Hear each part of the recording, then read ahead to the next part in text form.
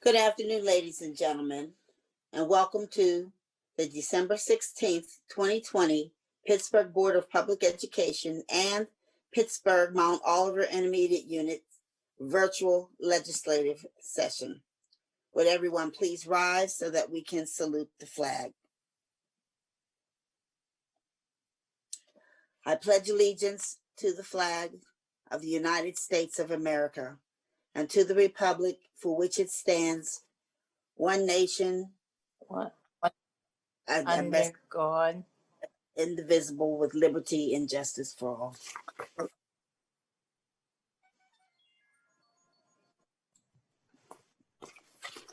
Okay, thank you. Before we begin the legislative meeting, Mrs. Ebony Pugh has a special award to share with us. So I will turn this portion of the meeting over to her. Thank you, Ms. Wilson. Tonight, we have a special presentation where the board will bestow one man with his high school diploma. After his father passed away, Kenneth Ken Storr withdrew from Carrick High School to provide for his mother and 4 siblings by picking up a job at Isley's. Mr. Storr obtained his GED and enlisted in the United States Army, where he was stationed in Germany. He served for 3 years and earned the National Defense Service Medal as a sharpshooter. And after his honorable discharge, Mr. Storr worked for Koppers Engineering and Construction and retired from Siemens Energy Division. He is married to Jerry and has 1 daughter, a son-in-law, and is blessed to have 2 granddaughters and a grandson. Please let's give a round of applause for Mr. Kenneth Storr, who is watching from home this evening. Mr. Storr, thank you for your dedicated service. Let's give him one last final round of applause. Thank you. Because of tonight. Thank you so much, Ms. Pugh. All right. At this time, did you have something else to say? Yes, I did. Sorry. Go ahead. Because of tonight's agenda and out of respect for the family members who are here with us today, Superintendent Dr. Anthony Hamlet is going to read a special memoriam for a dedicated staff member, Dana Conan, who recently passed away.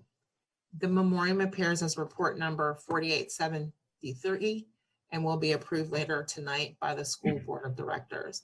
Please let's welcome Dr. Hamlet for the reading of the memoriam. Thank you. Thank you.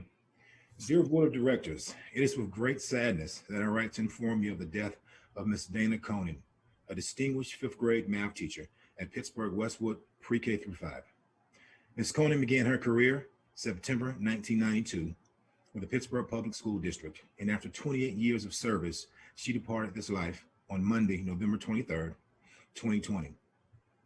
Ms. Conan served in the roles as teacher, math coach, math specialist, math curriculum writer, ITL2, and teacher for the Summer Dreamers program.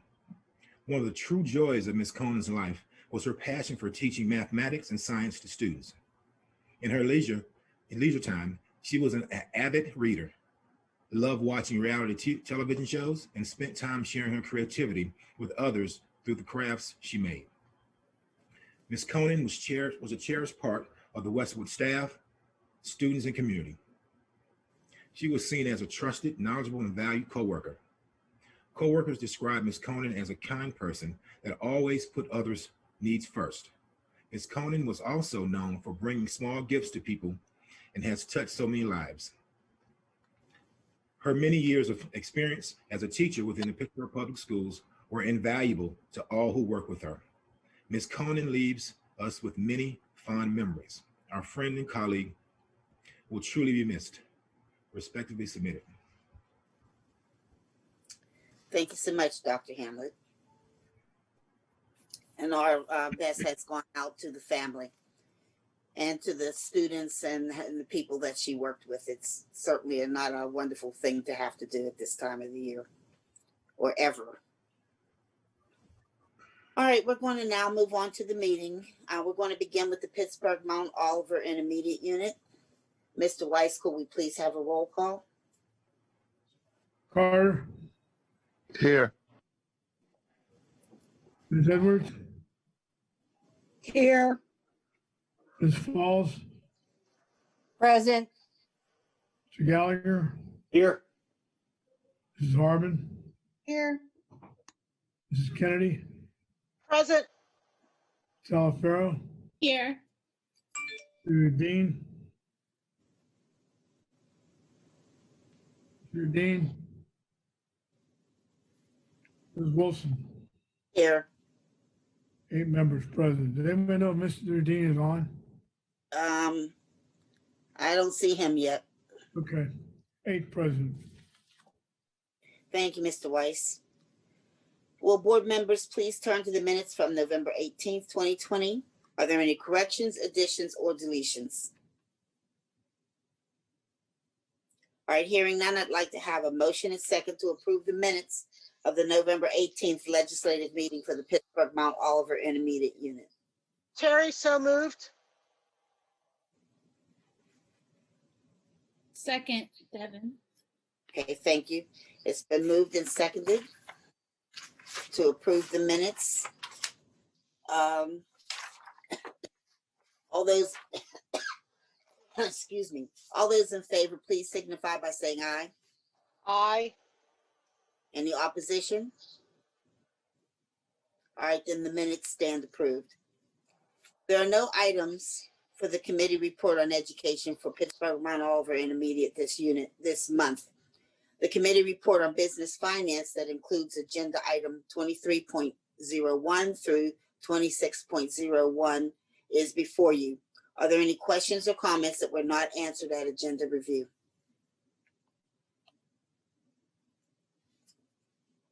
All right, hearing none and seeing no raised hands, could I please have a motion and a second to approve this first portion of the meeting? Terry, so moved. May I have a second, please? Devon, second. Okay, thank you. All right, Mr. Weiss, could we have a roll call vote, please? Carter, Yes. Ms. Edwards, Yes. Ms. Falls, Yes. Mr. Gallagher, Yes. Mrs. Harmon, Yes. Mrs. Kennedy, Yes. Salafaro, Yes. Mr. Dean. Okay. Ms. Wilson, Yes. okay.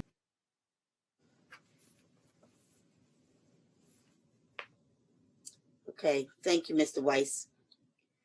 Item 28.01 is the Pittsburgh Mount Oliver Intermediate Unit's financial and travel report for November 2020. Are there any questions or comments on these reports?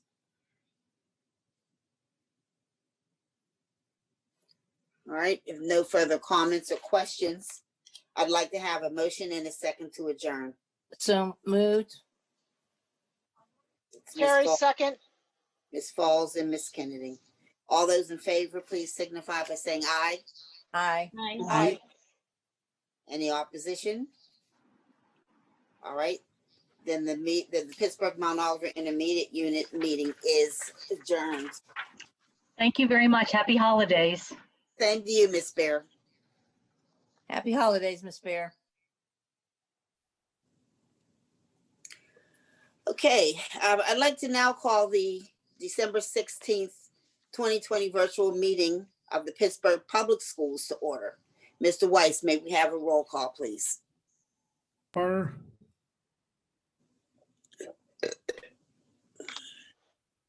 Ms. Edwards, Here. Here. Ms. Falls, Present. Mr. Gallagher, Here. Mrs. Harmon, Here. Mrs. Kennedy, Present. Salafaro, Here. Mr. Dean. Dean's absent. Ms. Wilson, Here. 8 members present. All right, thank you, Mr. Weiss. At this time, I'd like to ask Ms. Edwards to please share our core beliefs and commitments. With pleasure, Ms. Wilson. We will educate all children, to their highest level of academic achievement. We will provide a safe and orderly environment for all students and employees. We will provide efficient and effective support for all students, families, teachers, and administrators. We will distribute resources in an efficient and equitable manner to address the needs of all students to the maximum extent feasible. We will improve public confidence and encourage strong parent community engagement in the district, as done by the Pittsburgh Board of Education. Thank you. Thank you so much, Ms. Edwards. Okay, at this time, will board members please turn to the minutes? Today, we'll be approving minutes for November 18th legislative session and the December 7th board reorganization meeting. Are there any corrections, additions, or deletions?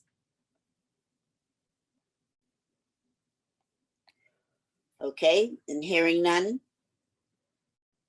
could I please have a motion and a second to approve the minutes of the November 18th and the December 7th meetings, please?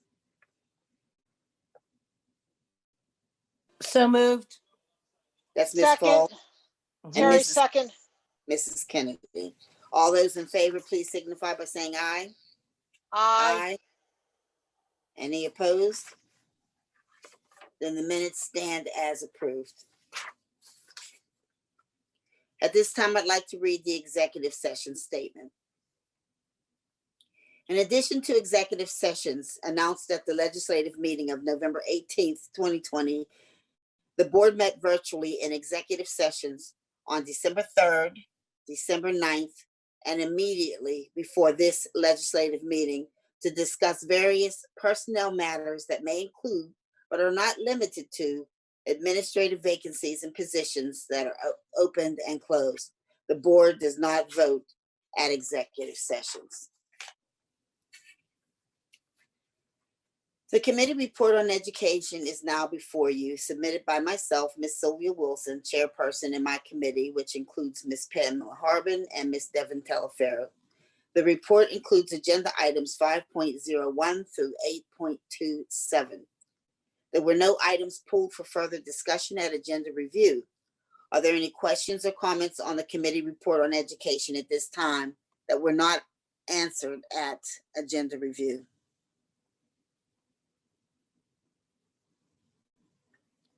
All right, hearing none and seeing no raised hands, then I'm going to ask we have a motion and a second to, for a roll.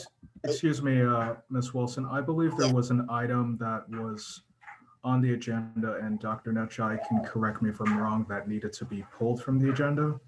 Okay, I'm trying to locate the item number. Rod Netchai, Assistant Superintendent for Student Support Services. Yes, that's number 606. Okay, so Item 6.06 is being pulled from the agenda. Yes, ma'am. Okay, thank you so much. Thank you.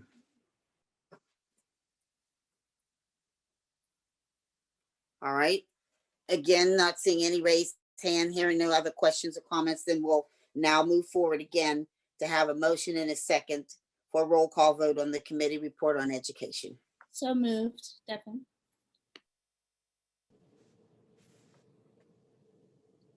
Ms. Telefero. Second, Terry. Kennedy. Okay, thank you. You're welcome. Mr. Weiss, we may have a roll call vote on the committee report on education. Carter, Yes. Ms. Edwards, Yes. Ms. Falls, Yes.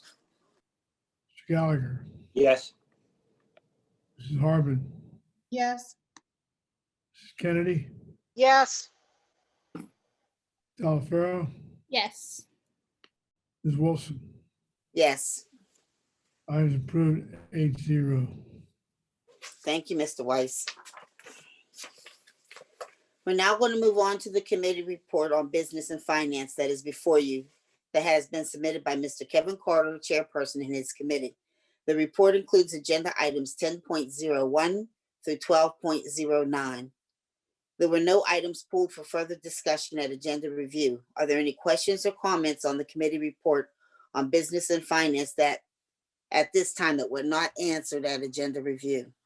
Ms. Wilson, I just noticed that 11.04 was still a placeholder with an amount that was that was listed as TBD. The amount for that item is $11,705.67.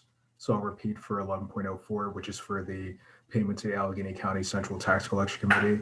That amount is to be changed to $11,705.67. All right, thank you so much, Mr.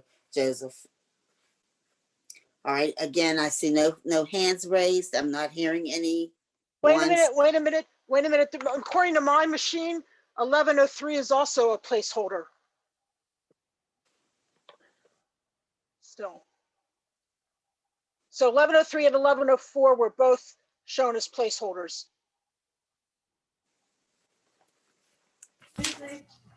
Oh, actually, I had those amounts reversed. So, yeah, those are two places. So the amount that I read, the $11,705.67, that actually should correspond with 11.03, and 11.04 should be $18,000. Okay. All right, thank you, Mr. Joseph and Mrs. Kennedy. You're welcome. Okay, now we can move on with the motion and a second to approve this report. So we're just approving through the end of section 12, correct? Through 12.09, that's correct. Okay, all right, so moved. This is Terry. Second, Veronica. Okay, thank you so much. Mr. Weiss, a roll call vote, please. Carter,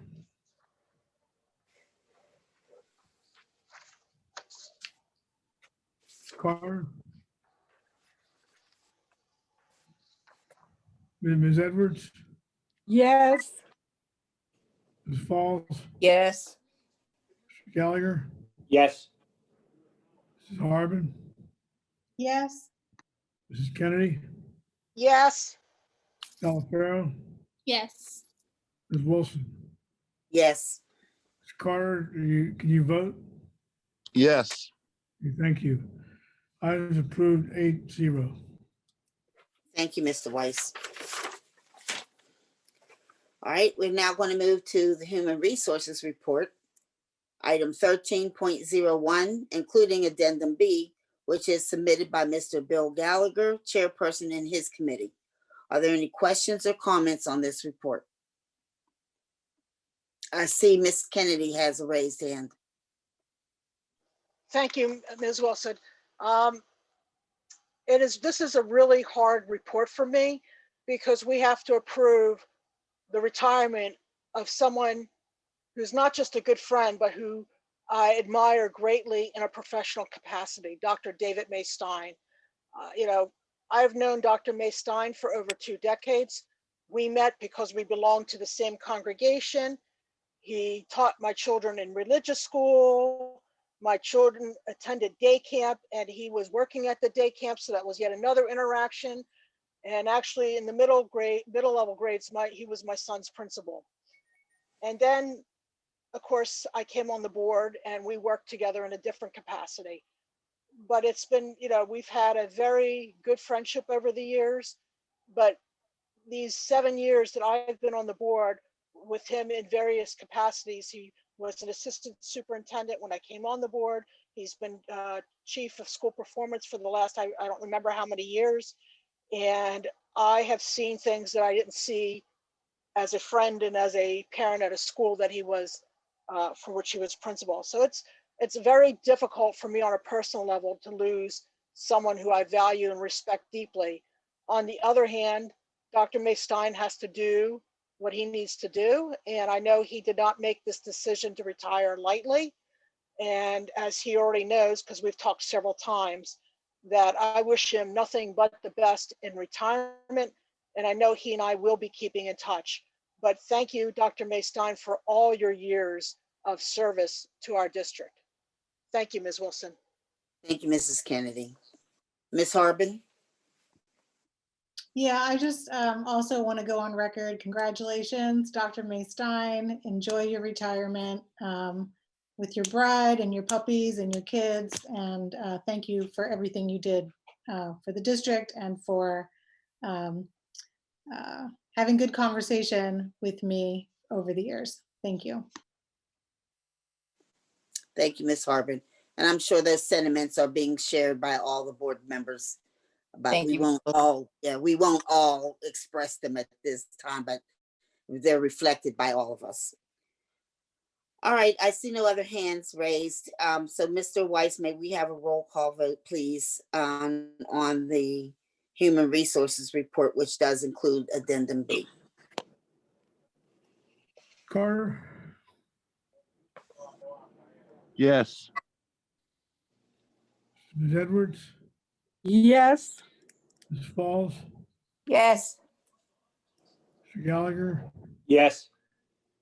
Mrs. Harbin, Yes on the report as a whole, no on R as in Robert, number 1, page 11. No on R as in Robert, number 3 and number 6 on page 12. And no on S as in Sam, number 1, page 14. okay, so that's no on R number 1, page 11, R number 3 and 6, page 12, and that's number 1 on page 14, is that right? That's correct. Okay. Mrs. Kennedy, Yes. Talaferro, Yes. Ms. Wilson. Yes. Okay, Board as a whole is approved 8-0 with the noted no votes as read by me. So if it's Okay. approved. Can I double check? Did we have a motion in a second on this? No, Sylvia, you didn't. Okay, thanks. Well, then I know that Miss Kennedy would have made the motion, and that Miss Falls would have seconded it. Absolutely. And by the way, Mr. Udine is now on the call. Okay, thank you. Welcome. Mr. All right. Dean, you on the call when I call the roll on the Human Resources Report?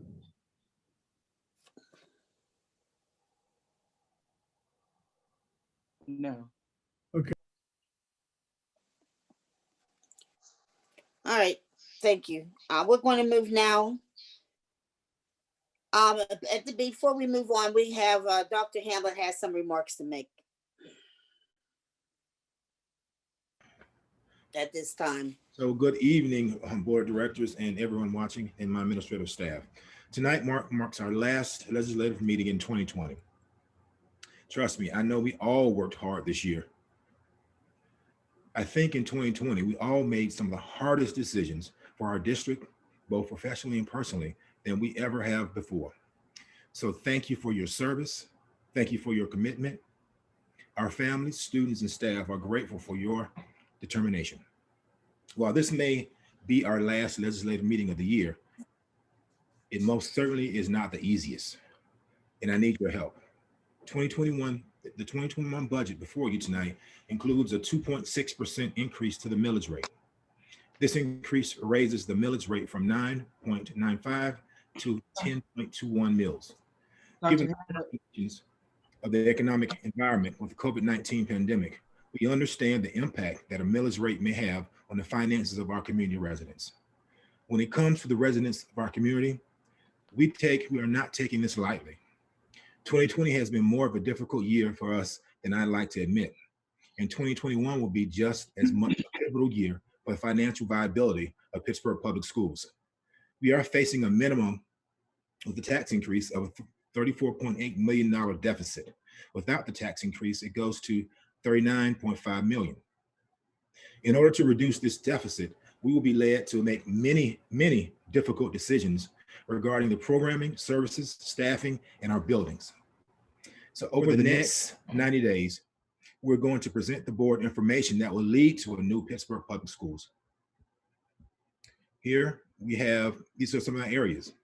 And again, the tax increase is only a step in a multi-pronged approach, multi-pronged strategy to get us back into fiscal health.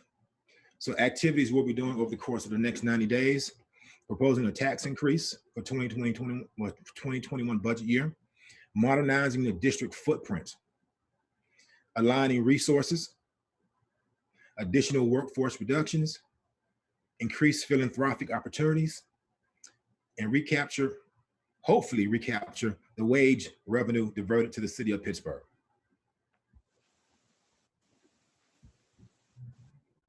So please hear me tonight. We do not view this tax increase as our only way to address this deficit. Our view is that one component of our overall strategy plan to reduce our deficit.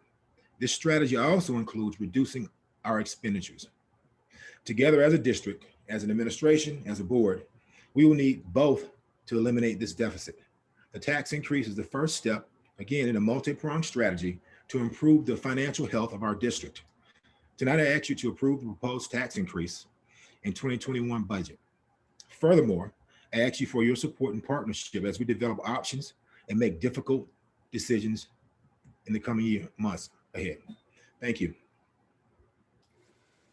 Okay, thank you, Dr. Hamlet. We're going to move now to item 15.01, the 2021 Realty Transfer Tax. Are there any questions or comments on this one? Mr. Joseph, is there anything that you need to say about this? No, this is the standard realty transfer tax. It's governed by statute and it is 1%. Thank you so much. All right, I see no hands raised. So therefore, let us go ahead and move forward on 15. Wait a minute. So I thought this was where we were doing the tax race. So wait a minute, this is just realty transfer. Okay. This is the all right, realty transfer tax. All right. I got confused in my mind of what was what, and I wasn't looking at the agenda, and I was prepared to speak for the other. Okay, thank you so much. Sorry. I'll so move to pass this one. Okay, may I have a second? Second, this is Veronica. All right, thank you. Mr. Weiss, can we have a roll call vote, please? Carter, Yes.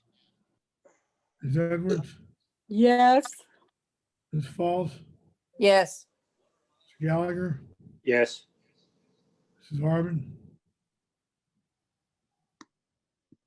Yes. Mrs. Kennedy, Yes. Ms. Talaferro, Yes. Mr. Dean, are you on? Yes. Thank you. Ms. Wilson, Yes, approved unanimously. thank you. All right, we are moving to item 15.02, the 2021 real estate tax. Any questions or comments on this? I'm looking for hands to be raised on this one. I think, Ms. Kennedy, this is what you wanted to talk about? Yeah, I was hoping someone else would go first. So, Well, don't see another raise. all right. If no one else wants to go first, I will say that this has been the major emphasis of the last, I don't know how many days of my life. My family just sees me with a phone attached to me as I'm continuously talking to people who are calling. Most of them are blistering my ears. All right. So I am trying to look at things objectively. We have some major cost drivers, salaries and benefits, which includes healthcare, retirement costs, the PSERS, that again, it's not our district's fault. Our district did the right thing. It comes out of Harrisburg setting the rates that we can't control. And of course, the charter schools, those four items combined are huge cost drivers to our budget. And we have to look at what is needed for our students despite these cost drivers, because we can't cut any of these four cost drivers significantly from our budget. So that is a big concern. However, the proposed tax increase where people, it wasn't even discussed at agenda review last week. People started learning about it in the media on Thursday. And that's when my phone started ringing, my email started going off, etc. All right. So people are not happy that they just learned about it so late in the game. And as a comparison, last year, it came out in early November that there was a proposed tax hike. All right. So that gave board members plenty of time to meet with school groups, like at PSCC meetings and PTO meetings, PTA meetings, and also out in the community to various community organizations where you're going to get people that aren't going to come into schools, but certainly care about their taxes. All right. We did not have that time to get set up to go to even virtual meetings once this came out. So to go out and get a good feel of what the community as a whole versus just the people that contact you and blister your ears. All right. That put every single board member in a bad position. All right. Now, some of us had requested administration to publicly present the options. And I do thank you, Dr. Hamlet, for that brief presentation. All right. So, and it's showing what the plans are, the roadmap are. But right now, today, we have been having to defend to our constituents why we need a tax increase. Why wasn't more done sooner? And to be honest, they wanted to hear ramifications of no tax increase. What does this mean, dollars and cents to the classroom? What programs get cut? What doesn't get cut? All right, that's what they want to hear. All right, so they're asking me, what have we done, both short term and long term? And I cannot fully respond because I honestly do not know. I ask questions. I mean, and I look up information. I listen. And we just today, we have not had a plan that we can follow. A plan has not been presented up until right now of what we want to do.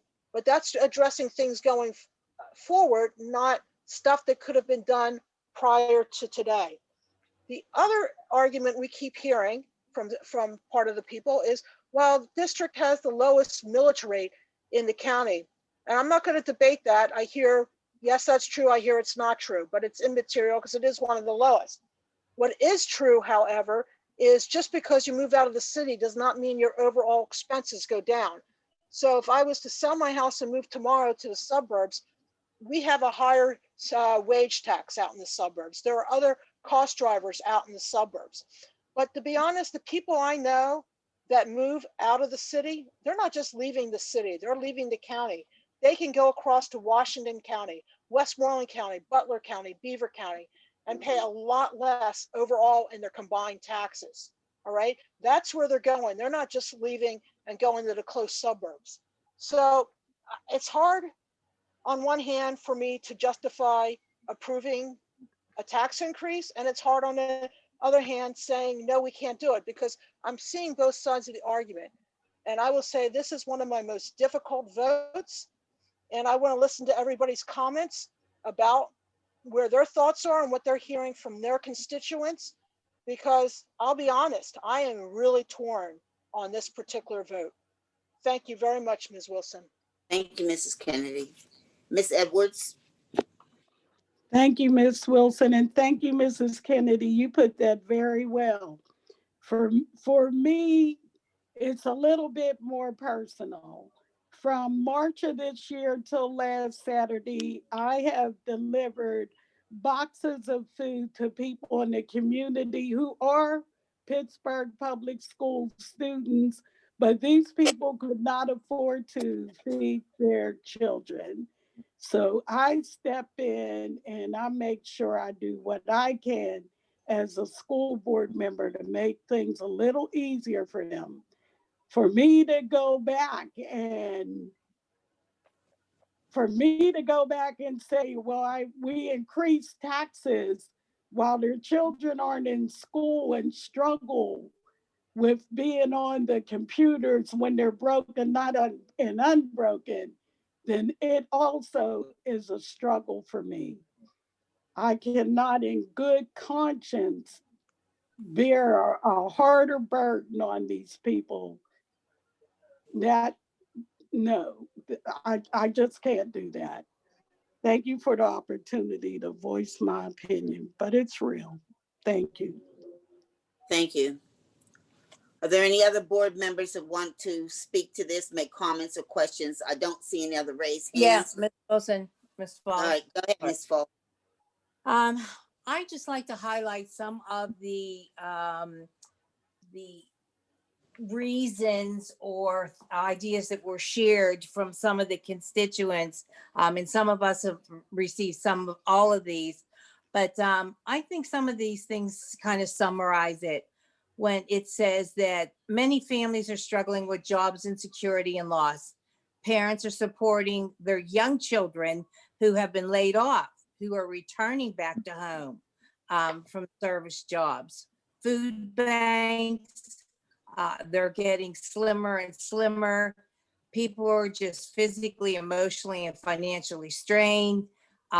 This is just an ill-timed time to ask for a tax increase, if there ever is one, but especially in this pandemic. I also think that between the time when a proposed or preliminary budget was shared to the time when a budget was then delivered, to me, I thought we, before this date, would be given a plan where this, some of the things that have now been suggested for after this vote would take place. It seems to me that that work should have been done and presented to us so we could make some of these hard decisions before a vote was taken. I also think that I'd like to share one of the other emails that was sent where a statement was made that this board wants to take the easiest path by asking for more taxes, and that we, the board, have been elected, the PPS school board, to look out for the best interest in spending tax dollars wisely with efficiency and no waste funds. By asking taxpayers to pay more is absurd in placing additional strain on households with all of the other raised taxes. And then, of course, it was brought up that did we, the board, forget about COVID, the loss of jobs and the hours reduced, business closings, and all these other issues that occur. Well, I just want to say to the person whose email this was, you couldn't be any further from the truth. This board has spent hours upon hours of talking about this issue and trying to come up with some kind of way that we could reach this point with a reasonable kind of response.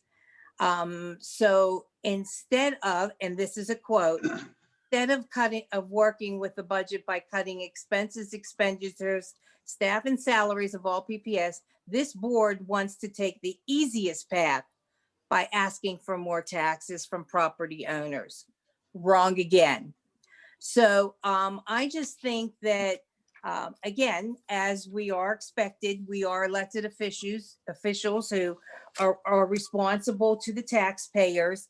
But I want the taxpayers to know that this is not something that has just been discussed since yesterday and etc. There have been many hours and many meetings that have been held to this. But I do believe that we should have been presented a plan that we could have reasonably made these decisions with this budget instead of vice versa, voting on the budget and then we get a plan. And so I'm very disillusioned with this process, and I have no ill feelings about the participation of this board in reference to the way that this process has been handled. So I just wanted to say that, you know, we need to do better. We need to do a lot better in the future. Thank you, Ms. Wilson. Thank you, Ms. Foles. Mr. Udine? Yes, thank you. Can you hear me? Yes. I think that there is, I think there is a lot of blame to go around for why we find ourselves in this place at this time. I think that the administration should have come forward much earlier with proposals and options for the board to consider.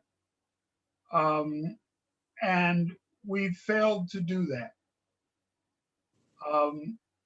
I think that the administration, who is much more familiar with the details of our expenditures, could have come forward with several different options as to how we can keep our mission intact while at the same time reducing our expenditures. Our student population has gone down perhaps 20%. And the students since March have not been in school, in the school buildings. Now, some of us will say that does not have a proportionate effect on the cost of running the school district. But I think in the minds of taxpayers, they believe that schools not being in session should create an overall reduction in costs. And they don't understand why, if schools are not in session and the buses are not rolling, why we are being asked to increase taxes. I think that the board of directors as a whole bears some responsibility in this as well. It's not just the administration, but the board of directors, I think, ought to pay much closer attention to the details of the budget and should have been demanding the superintendent come forward with a plan prior to now. So I think we ought to go back to the drawing board. It is late, but rather than another tax increase, I think we ought to go back to the drawing board, have the superintendent come forward with several options for expenditure reductions and have the budget for this coming school year looked at again. We may have to approve something temporarily just to stay in compliance with the law, but that doesn't mean that we can't change it later. I will be voting no on the tax increase. Thank you. Thank you so much, Mr. Dean. Mr. Gallagher, you're next. Thank you, Ms. Wilson. I appreciate it. You know, when you look at this tax increase, okay, and I know, you know, people are going to say, oh, it's you know, it's a couple dollars here, it's a couple dollars there on our taxpayers. But, you know, Pittsburgh is an older city.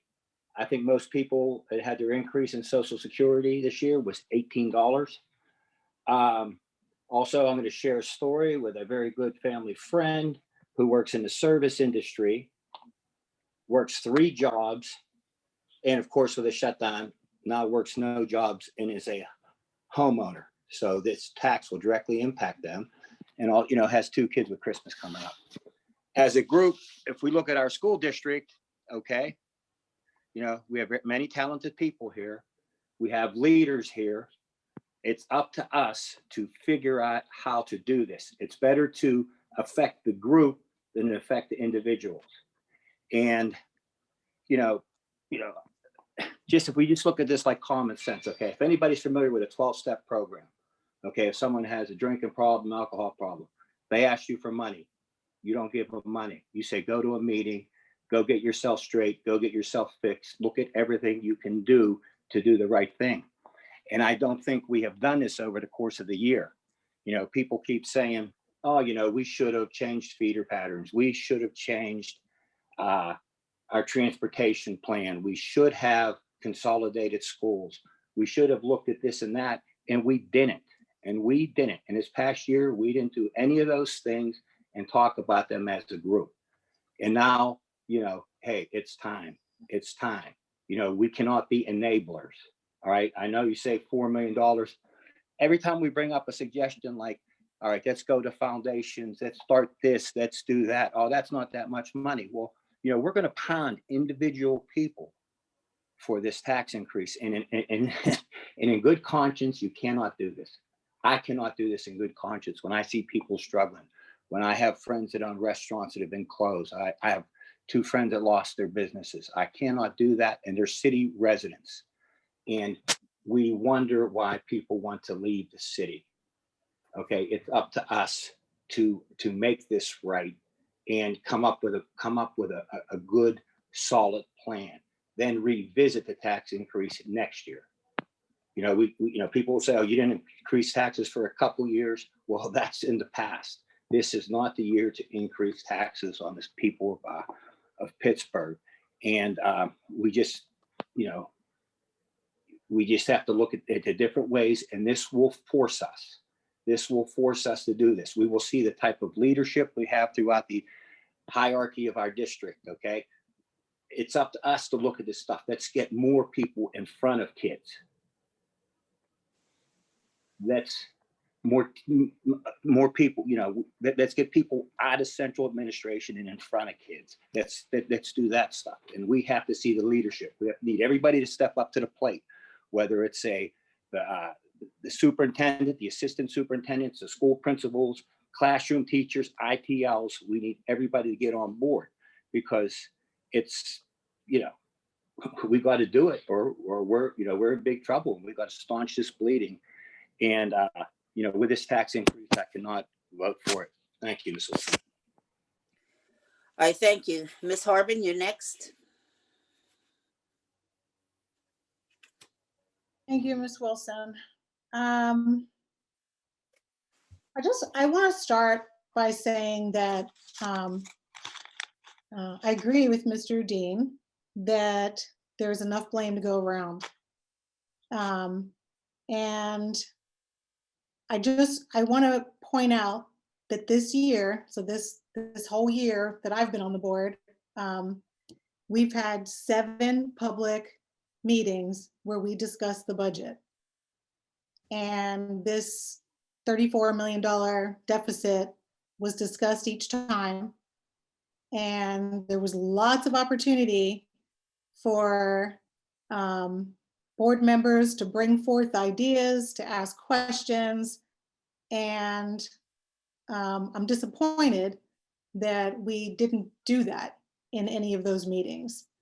And here we are at another budget meeting where last year at my first budget meeting, we went back and forth about the budget and not understanding it. And that's why that resolution was passed, to have 4 additional meetings that were going to be budget planning meetings. And 2 of those meetings were deep dives into each department. Not every board member showed up to all the meetings, but the presentations are available on the website. You can look at them. You can watch the board meetings that you missed. I mean, it's unfortunate, but here we are. So regardless of whether this tax passes and everybody has a chance to vote on whether or not they want to increase, not want to increase, nobody wants to increase taxes. A tax increase will never be popular, but a tax increase is the only thing a Board of Education can do to raise revenue. The things that we can't do, Ms. Kennedy already talked about our cost drivers, and that's salaries and charter schools, and she didn't mention special education and retirement. I mean, we don't have control over any of that. We do have control over furloughing staff and closing buildings, but you have to have the courage to talk about those things. And this is my first year on the board, and that hasn't really come up in for a serious conversation, but the boards prior to me didn't want to talk about it either, and they continued to kick that can down the road to wait for the next board or wait for when it's not an election year, which I would like to point out that there are 5 board members that are up for election this year. And we have to have courage. We can't just say, you know, we're not going to consider to make some tough choices because we're afraid we're not going to be elected or because it might not be popular. We have a school district to run. We have a commitment to educate our students to the highest degree possible. We have a commitment for equity, for inclusion, and all the programs that we have don't run without revenue. So if we're not going to raise taxes, I mean, I'm glad that the presentation, Dr. Hamlet, gave us dates to really have these conversations this year, because we could have done it last year. I don't believe there was any will collectively, our 10-member board, to really have those conversations last year. Plus, I will say probably COVID, you know, pushed it to the side a little bit because we were focused, frankly, on trying to figure out how to educate our students in a new way. But we can't do that anymore. I believe the tax increase is a missed opportunity to increase our revenue and build our base in a way that will allow us to not cut as much. And, you know, every board member that called me to talk about taxes, I said, what are you willing to cut? That's what I want to know. What are you willing to cut? What programs? What staff? What buildings? What are you willing to cut? Summer Dreamers is on the list. Are we really willing to cut Summer Dreamers this year? A year when our students not only have a summer slide, but now have a COVID slide? I mean, these are not easy decisions. I get it. I get it. And I know people are struggling. But I also know that charter school costs are out of control. And Mr. Joseph, if you can get the new charter school cost ready for me, I'm going to ask for that because I know it's not the same as last year. And nobody is brave enough in our legislature to say that we should do a moratorium on charter school expansion or charter school, new charter schools. So November 15th, who knows how many charter schools applications we're going to get. So we can't control that. And also with charter schools, if we have to cut our programs and we spend less on our students, then we're also going to give less to charter schools because that's how the tuition system works. So I don't know if people are aware of that. If you know, if we're cutting taxes, it's going to impact our charter schools as well. Not cutting taxes, but not raising taxes. So this is what I'm going to ask our board to do. So I will mention that it might be easier for the board to understand, Mr. Joseph and Dr. Hamlet, that if we get some really clear information, like if we cut this, it'll save us this much per year. If we cut this, this is the timeline, because there is a timeline for closing schools. There is a timeline for furloughing staff, what that timeline looks like, so we know when we need to make a decision. And if we cut this, how does it impact our goal of educating students and impact our goal of equity? So if we can be a little bit more clear about how we talk about these things, I think that would be helpful. I also think as a board, we should set goals for ourselves as a board. And I think we should set goals for our committees. What do we want to achieve in even our business finance committee? Is the budget something that we want to tackle this year? I think everybody understands that we can't continue to kick this can down the road, and we're going to have to make some really, really tough decisions. But we are not in a position now to rework this budget. We are in a position, this is the budget. We've had a whole year to rework the budget. If we're going to rework a budget, it's going to be the budget for next year. So I don't have anything else to say. I appreciate that this is not easy. I appreciate that. The other thing that I would like to say is that the workshops that we do, I would like to advertise them better, and I would like the public to understand that we're doing these workshops, because the public participation shouldn't happen on December 16th or whatever, December 2nd, 7th, when we have the budget meeting. The idea of those workshops was also to increase public participation.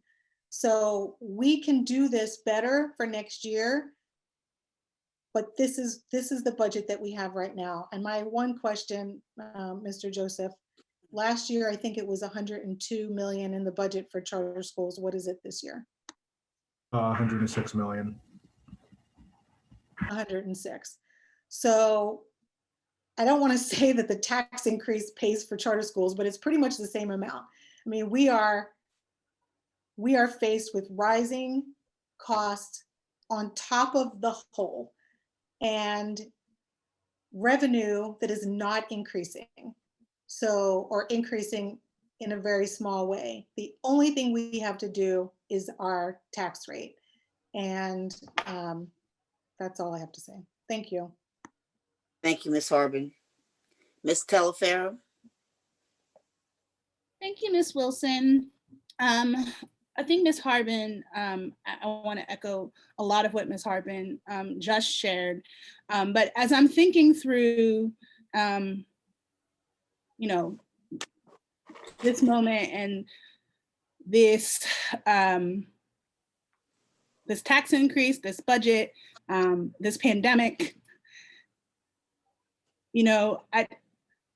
something that Mr. Joseph said to me, or said in a presentation at one point, was that there really isn't, it's a not an either or, it's a both, right?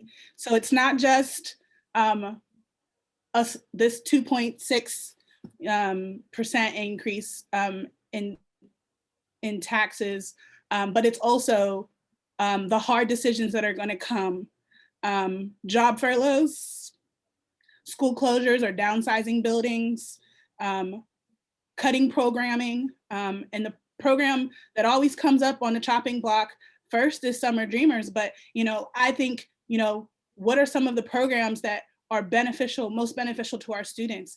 I would hate to see the CTE program be cut. I would hate to see music programming get cut. The things that usually come up on the chopping block. And I understand that the programs that we have are valuable to our students and to their success and to their future.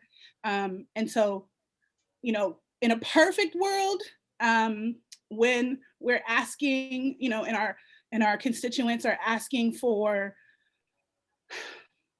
more. They're asking for more programs. They're asking for more support, which equals salaries and benefits, more bodies to do the work. I don't see that happening, and it scares me. And Mr. Gallagher mentioned Pittsburgh being an old city. I think Pennsylvania, you could say Pennsylvania is an old city. Lottery goes to benefit older Pennsylvanians. And so, we know what we're dealing with.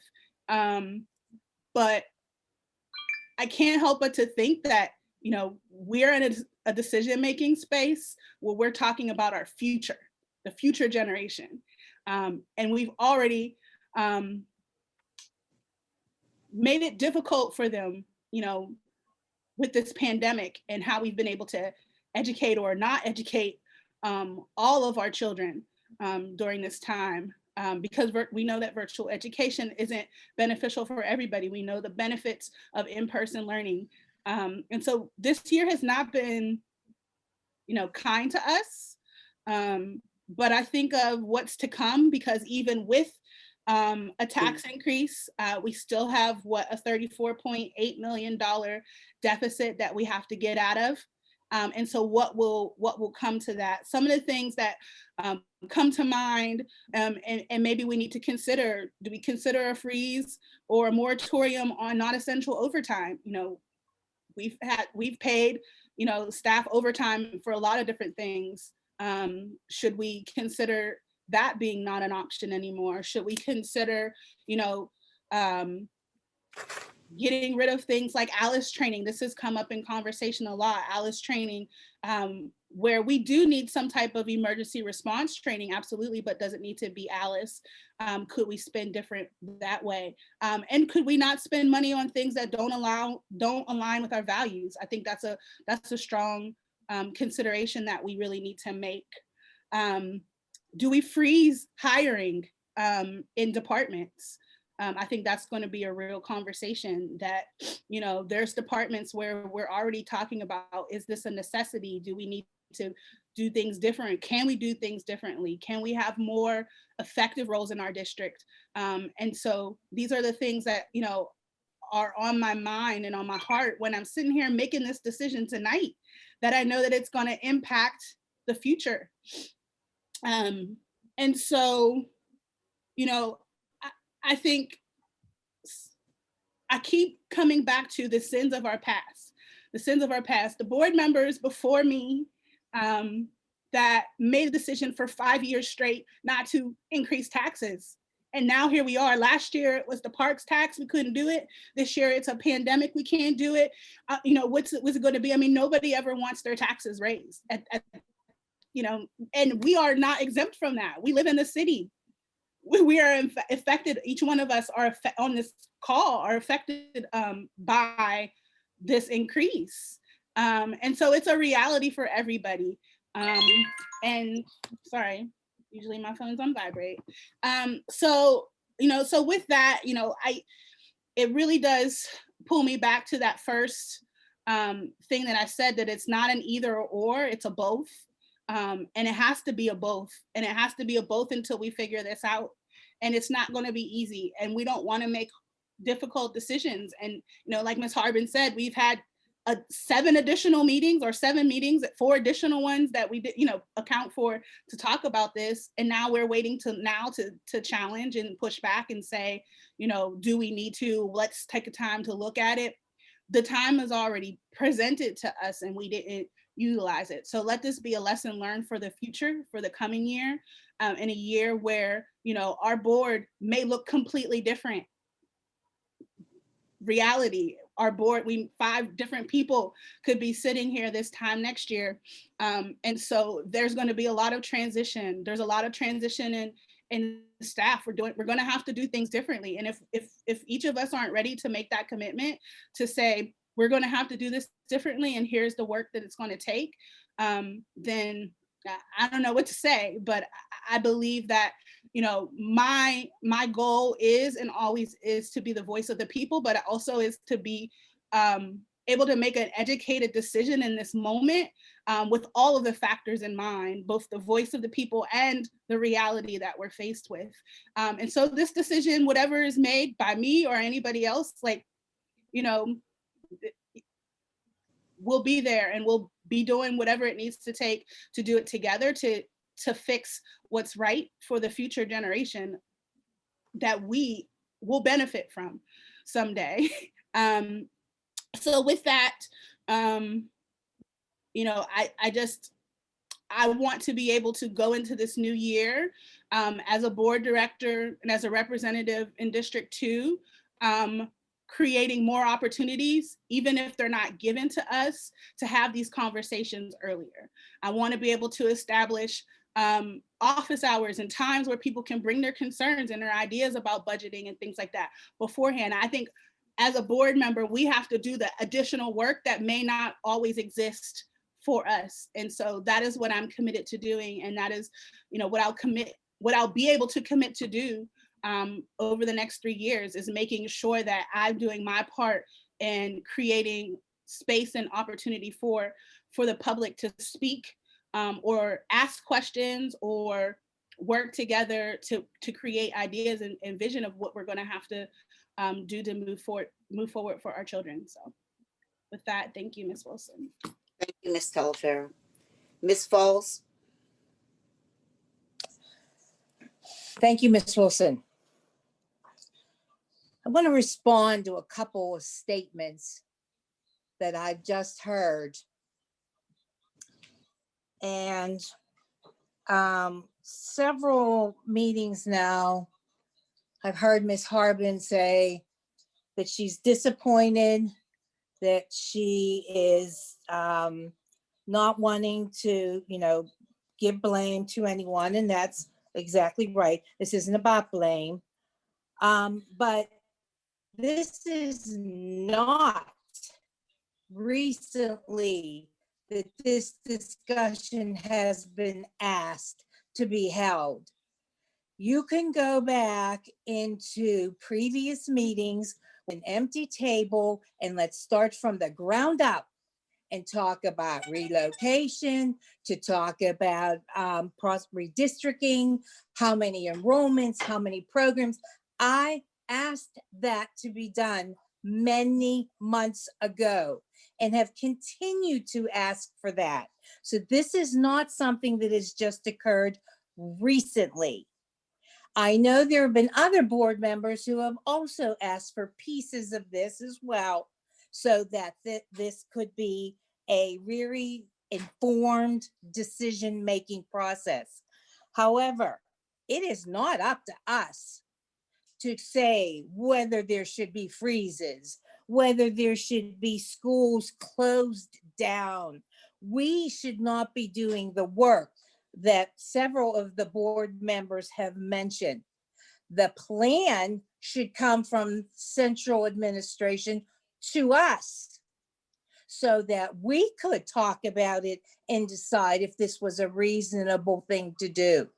Not us micromanaging them and telling them what we think they should do.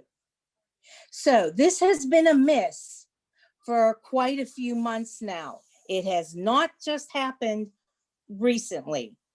And I take offense to that, because even as late as yesterday, we had a meeting trying yet to discuss this so that we could have some kind of, not last minute decisions, but some kind of way that we could come as a prepared team to work on this.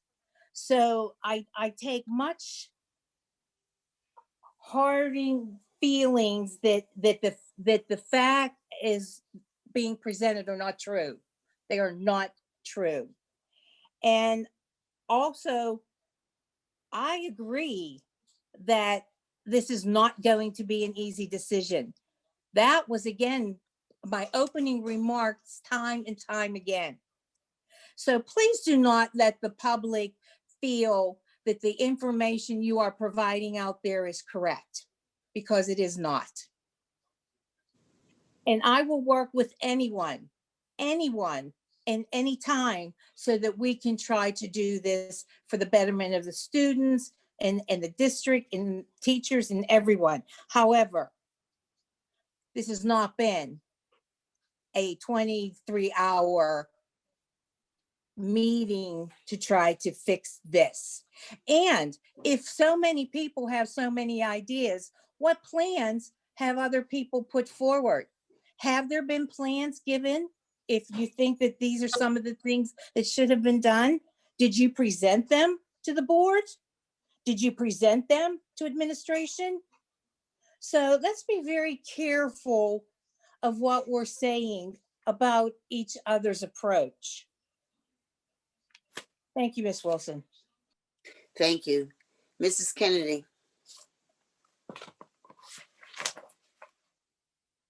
Sorry, I kept hitting Can I unmute. respond It to wasn't that? doing it. Can I respond to that first, please? Sure, go ahead. Thank you.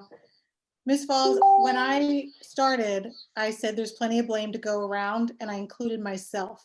So as a board of 10, this past year, we didn't make any effort to have these tough conversations, to do the things that we would have needed to do to have a plan to furlough teachers, close schools, whatever.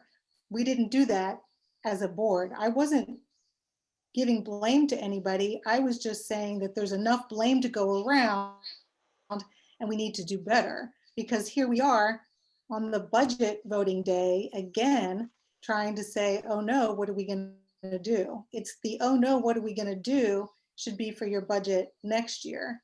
Knowing what you can do this year, the only thing you can do at the last hour is make a decision on whether or not to increase your revenue.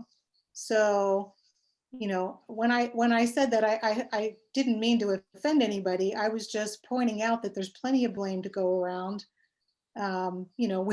which includes our legislators that aren't brave enough to make decisions about our earned income tax that gets diverted to the city every year, $20 million. I mean, these are not new things. We've been talking about this for a long time. So exactly. But also, Ms. Harbin, also please remember that it was not, and again, I admit it, it's not about blame, but it's not for lack of trying. It's not for lack of us not trying. I've brought that issue up time and time again, but I can't do the work. That's not up to us to do the work. The work is up to the central administration to bring us the plans so that we can talk and discuss those. That's what I'm trying to say. Thank you. Okay, may I go now? Yes, Ms. Kennedy.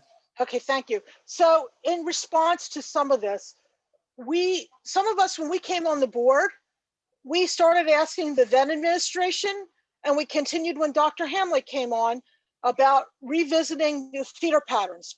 Because if you adjust the feeder patterns to more accurately reflect things, it does decrease cost. It helps to balance out utilization of the buildings, and it also decreases some transportation costs, and also solves some of the transportation hassles. All right, so we had that data several years ago because Dr. Hamlet did follow through and get that study done. And a plan was presented to the board in small groups. I think, was it 2 years ago? I can't even remember that. And it was presented in small groups so to not violate the Sunshine Law. And it was presented to show changes in feeder patterns, school configurations, and yes, school closures. But the plan also would have addressed overcrowding in some buildings and underutilization in other buildings to help balance out stuff and balance out the best use of money. All right. There were board members unwilling to move forward, and some of us were willing to at least discuss it, but we never got to publicly discuss it. It was never publicly aired. So a majority of the people have no idea what steps would have been were proposed, that if some or all of those were done, guess what? We could have had some costs decrease these last 2 years. It's too late now because we've already spent that money.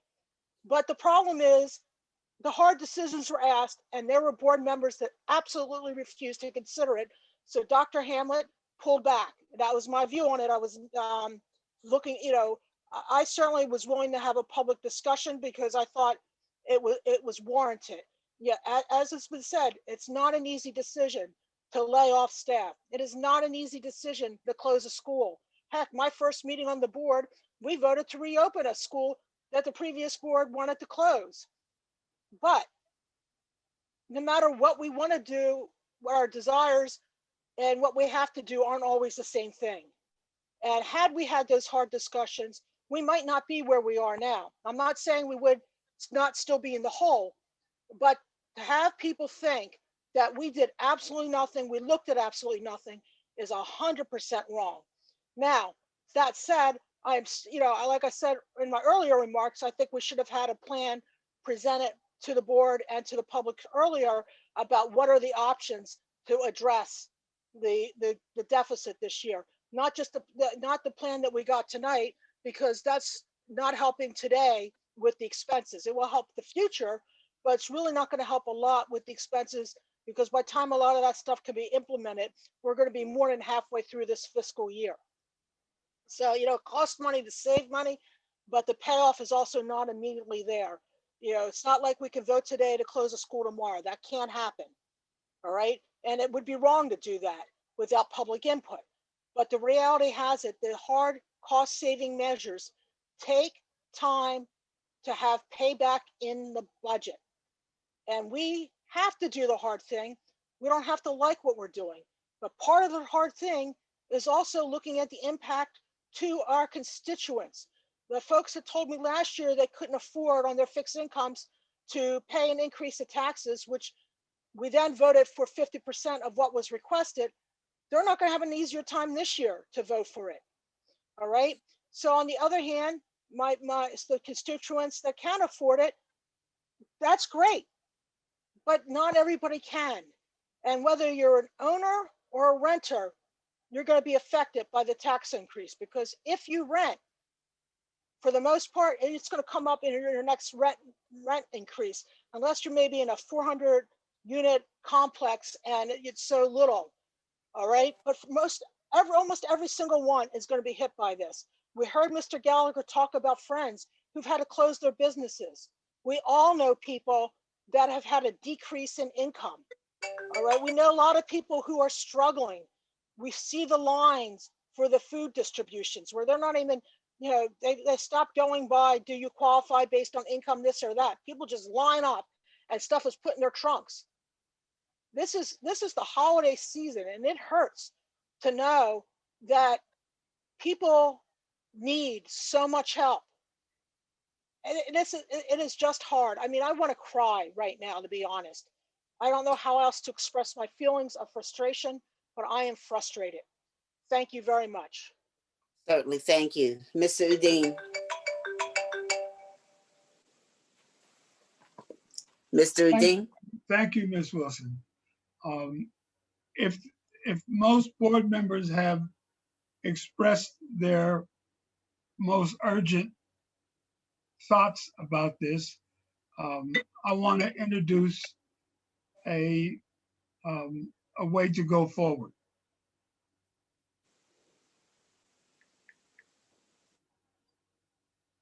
Is this the appropriate time? Repeat that again. I'm sorry. If most board members have had a chance to express their most urgent thoughts about this, I would like to make a motion that would move us forward. I haven't spoken yet because I was allowing everybody else to speak. Then the only other person who hasn't spoken would be Kevin Carter.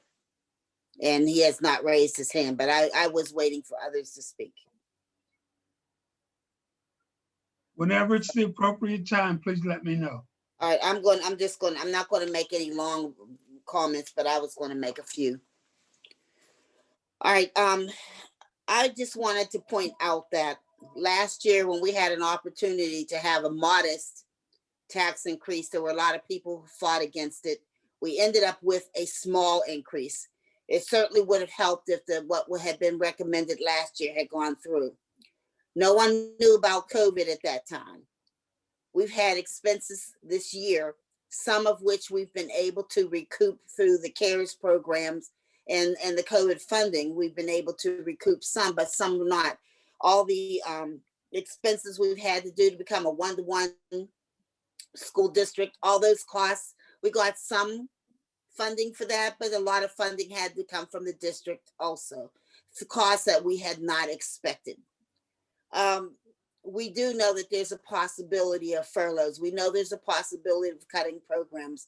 We know that Summer Dreamers has been mentioned many times about cutting, even though we know summer learning loss is very real. And we had to have it last year because of the disruption. We have to find a different way to educate our kids. We can't keep doing the same things the same way because everyone is in the same dire straits.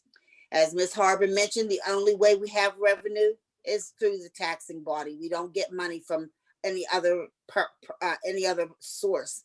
If we're getting federal dollars or state dollars or local dollars, it's all coming from tax funds.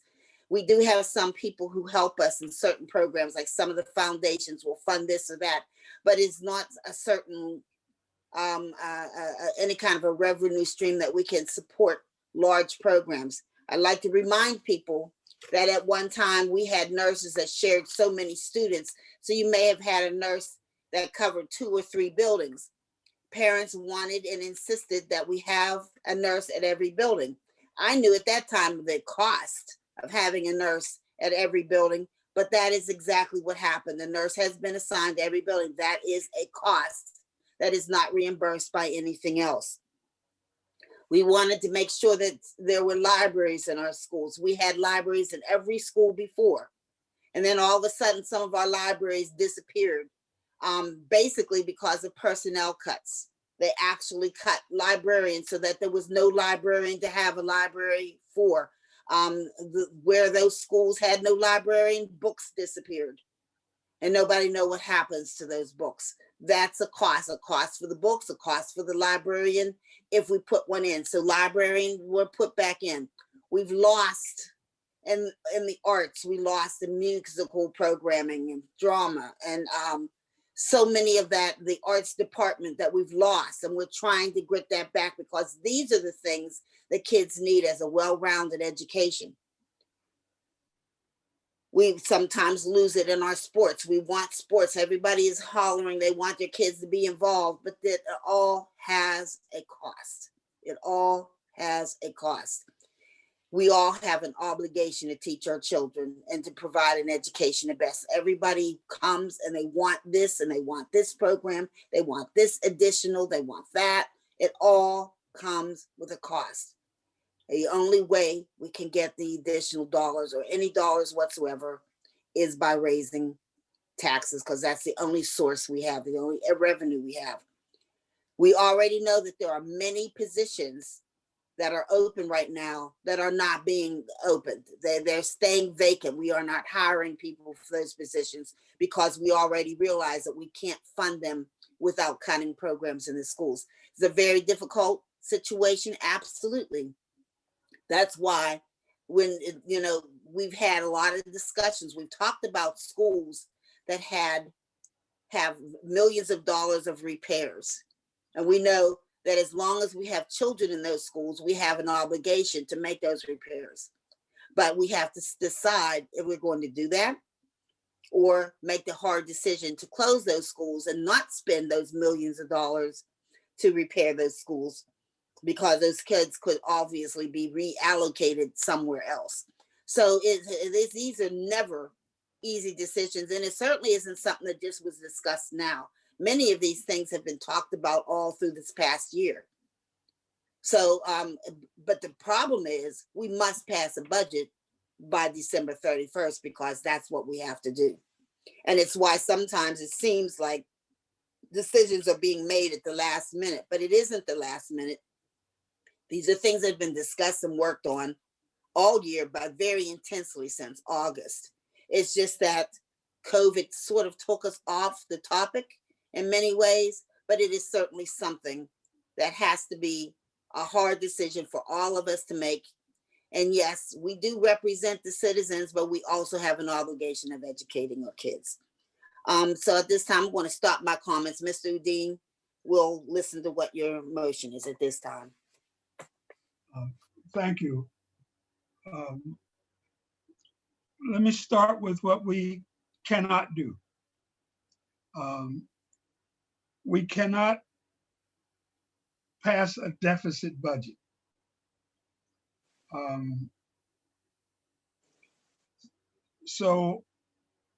And there are certain items in this budget over which there is not considerable disagreement.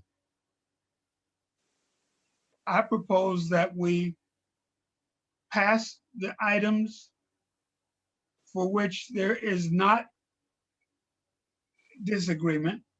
And as far as I've been able to tell so far, the only one item that we have major disagreement about is the real estate tax. Pass the items that we do not disagree on, go into a recess rather than adjourning tonight's meeting, and come back again next week and have the administration bring several options for us to consider. And we should come back again next week and pass the budget. We do, as you said, Ms. Wilson, we do have to pass this budget by December 31st. It cannot be a deficit budget. It has to be a balanced budget. That's how I think we can get out of it, unless we are prepared to spend the rest of the evening debating this issue back and forth. Thank you. Mr. Dean, to be quite honest, I don't think that you need to make a motion like that, because this is what we did last year. If we cannot come to an agreement on the real estate tax at this time, we do have to go through the other items that we still have remaining on this agenda. And then we would indeed have to recess the same as we did last year. Fine, that's fine with me. If I can just expand for a moment on what. Mr. Weiss, go ahead. It just amplifies what Ms. Wilson said. You have other tax resolutions on this budget and other things that presumably will not have any meaningful dissent. If the current resolution, which is before the board, does not pass, then I would suggest that the board consider the other items on this budget, on this agenda, and then, as we did last year, recess this meeting to a date certain to avoid additional advertising and things like that, and take up the budget at that meeting with the changes that are necessary to have it approved. But that's really the only solution I see here. So, point of order. Just point of clarity, and I apologize for cutting you off, Mr. Weiss. Actually, whatever budget you pass has to be based on a millage. So it is a difficult task to go and recalculate a budget without the millage and without the rates that you're going to do. If you ask people to go, if you ask myself, because that's going to be who's going to be doing this with my team to recalculate this budget and come up with other things, we need to have a millage rate. So whether you vote this up, vote this down, or stay with the current millage rate, that action needs to be taken tonight. Because if you do that and recess some other time, this is going to be repeated, because the budget that would subsequently be presented has to have a millage rate as a base. All right, so Mr. Joseph, if I'm hearing you correctly, we'll be voting on the real estate tax right now. Yay, whether it goes up or down. The thing that we cannot do would be 15.05, the general fund budget, because we wouldn't have the millage rate. Is that correct? So correct. So what you would have to do tonight, and let me go through the whole process. So what you would have to do tonight, if you vote down this millage rate, someone needs to present a millage rate that can be voted on. At minimum, you need to vote on the millage rate. The issue of the not having a deficit budget, that is something completely different. So that would need some other resolution or directive, because right now the balance is deficit and it can be balanced with the use of fund balance per state code, and we are able to do that. So we are able to pass a legal budget. If you have a lower millage rate, there will be more of a deficit. So if the directive is to not pass a deficit budget, that is something that is completely different, and the board should be prepared for what that entails, because that is in one wide swath cutting $39 million out of the budget and not knowing where it's going to come from, and more importantly, not having the board action that will actually approve that, because we could cut $39 million out of the budget, and then subsequently, if we present the actions that balance that and you don't approve it, then we are in a sticky situation. So at minimum, a millage rate has to be approved tonight. And we have had deficit budgets before. It isn't a requirement that we balance. We have had deficit in the past, correct? That's what we've been. It's a requirement that you balance, that you have a mechanism for the revenue that the budget requires. So if the budget has a deficit and you cannot balance that budget with the revenues that you generate from operations or taxes, then you need to have a source to pull from to balance that budget, which is our fund balance. We do have a fund balance that we can use. Therefore, legally, we are able to balance that budget. Okay, thank you. Mr. Gallagher and then Ms. Harbin. Thank you, Ms. Wilson. So if this millage increase is voted on, we don't go by last year's millage, we have to come up with a new one? If the millage increase is voted down, someone would need to propose a millage that needs to be approved. So a millage within the range of 9.95 to the maximum 10.21 needs to be approved. Because again, you would be sending us off to try to work on a budget that still doesn't have a millage rate that is approved. Following up on your comment, Mr. Joseph, and what you're suggesting is if there is a millage rate approved tonight in the range you described, let's assume that, it seems to me there will still have to be a later vote on a budget reflecting that revenue. Is that correct? So if the millage rate is passed at at the current rate, there's an alternate budget resolution that is prepared that can be swapped in that reflects a larger deficit. So that can be settled. But then there's a separate order of the motion to pass a budget without a deficit that would require coming back. So if the board passes a lower millage rate, we do have an alternate budget resolution that can be swapped in. That budget resolution can be approved. Then that order of business is done, budget approved. If it is based on the resolution to not have a deficit budget, then that is a separate order, and that would need to take additional time, if it's even possible at this point in time. Thank you. Okay, Ms. Harbin. Mr. Joseph, can you tell me are we in compliance with fund balance policy with the tax increase and without the tax increase? No, we're not.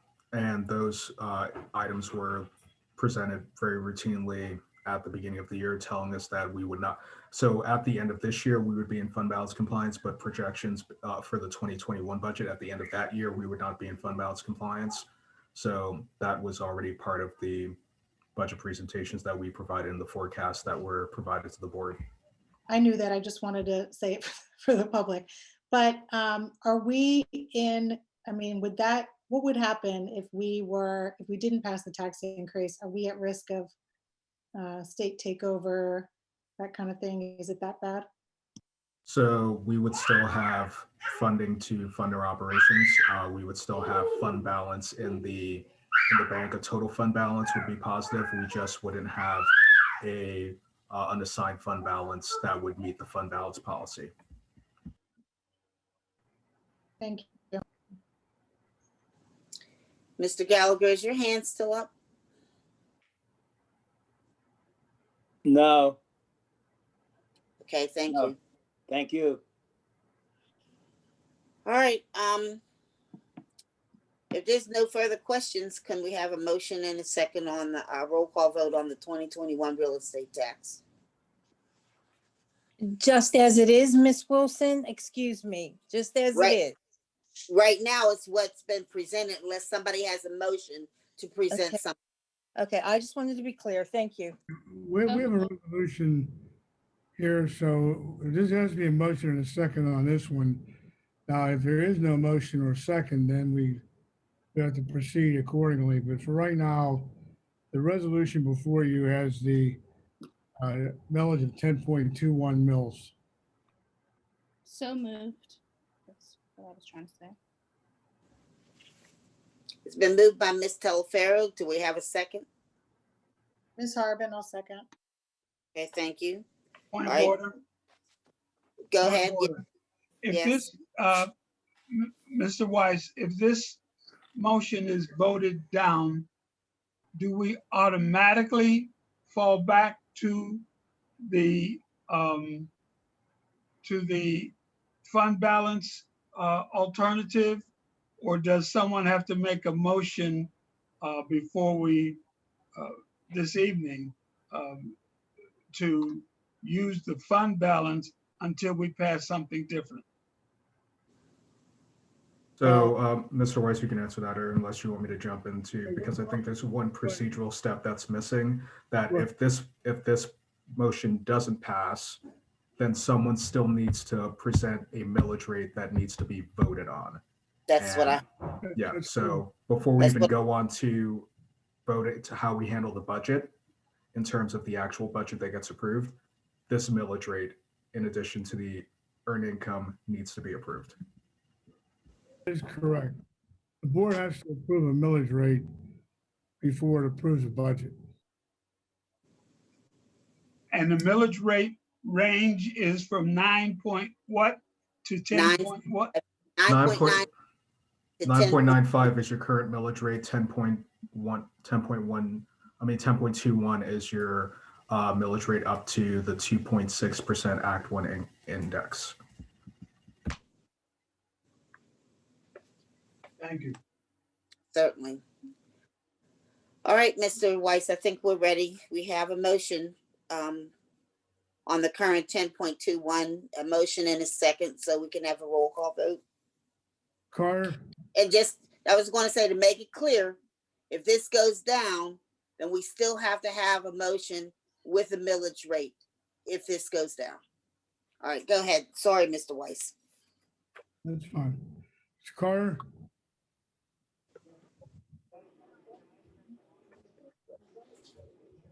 Mr. Carter,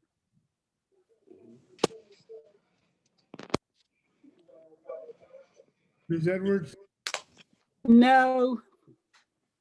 Ms. Falls, No. Mr. Gallagher, No. Ms. Harbin, Yes. Mrs. Kennedy, Abstain. Ms. Talafaro, Yes. Mr. Dean, No. Ms. Wilson. Yes. Mr. Carter, are you voting? No. I mean, I am voting, but I'm voting no. Okay. So the motion fails, 3 yes, 5 no, and 1 abstention. All right, do we have a motion for another millage rate, please? Yes. Go ahead. I move that we establish a millage rate at 9.95 mils.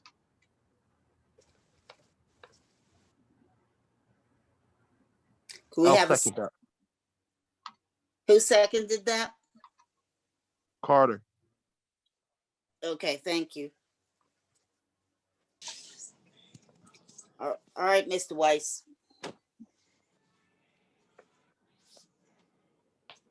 Motion is to have a millage rate of 9.95 mils, which is the current millage rate. Moved and seconded, we'll call the roll. Mr. Carter, Yes. Ms. Edwards, Now, what does 9.95 mean in actual numbers? it's the current millage rate. It's what you have now. So we go back to the drawing board to change it? Yes. Okay. All right. Wait, Yes. to be clear, this is approved. You've established your millage is 9.95. Right. Mr. Joseph noted that there will be adjustments made to the budget. Right. How do you vote, Ms. Edwards? When will we know what those adjustments are? I'll defer to Mr. Joseph. I don't know that. So it depends on the nature of the adjustment. So if the adjustment is take the current budget and just reduce the revenue, that adjustment can be put on the agenda right now. There was an outstanding, there was a suggestion for how we move forward that was made about eliminating the deficit and cutting $39 million out of the budget. That's a directive by one board member, and that's not been directed by the board as a whole. So if the item is to simply pass a new budget, like to update the budget with the current millage rate, then the deficit increases to $39 million, and we have to cut more going into next year.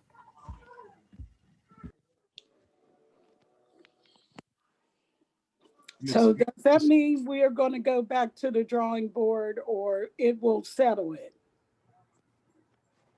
So if there's no resolution to, or if there's no suggestion or motion to have a budget that is without a deficit, then it would mean to settle it, the board would have to approve a budget with a millage rate of 9.95 mils that would then have subsequently a deficit of $39 million. If the board approves that, then it's settled. Right. I have a question. We're talking two different things. If we pass the 9.95 millage, we have to cut $4 million, correct? In additional. No, so the $4 million would be if you're the $4.6 million would be if you're shooting to maintain a deficit of $34.8 million. Right. So they're two separate things. Yeah. So if you pass the millage that is at lower rate, you have a couple of options. You can pass an amended budget, pass a revised budget that is keeps basically everything else level, but just revise the revenue and revises the millage to the newer level. That will be $4.6 million less.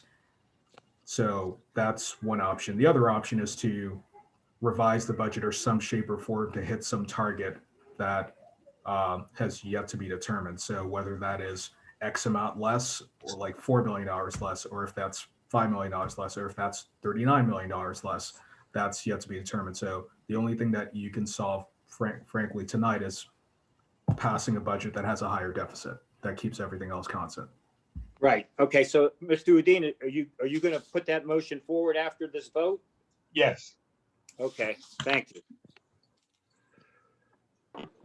Okay, we saw Ms. Edwards. Ms. Edwards, how are you voting? Yes. Ms. Falls, Yes. Gallagher, Yes. Ms. Harbin, No. Mrs. Kennedy, Abstain.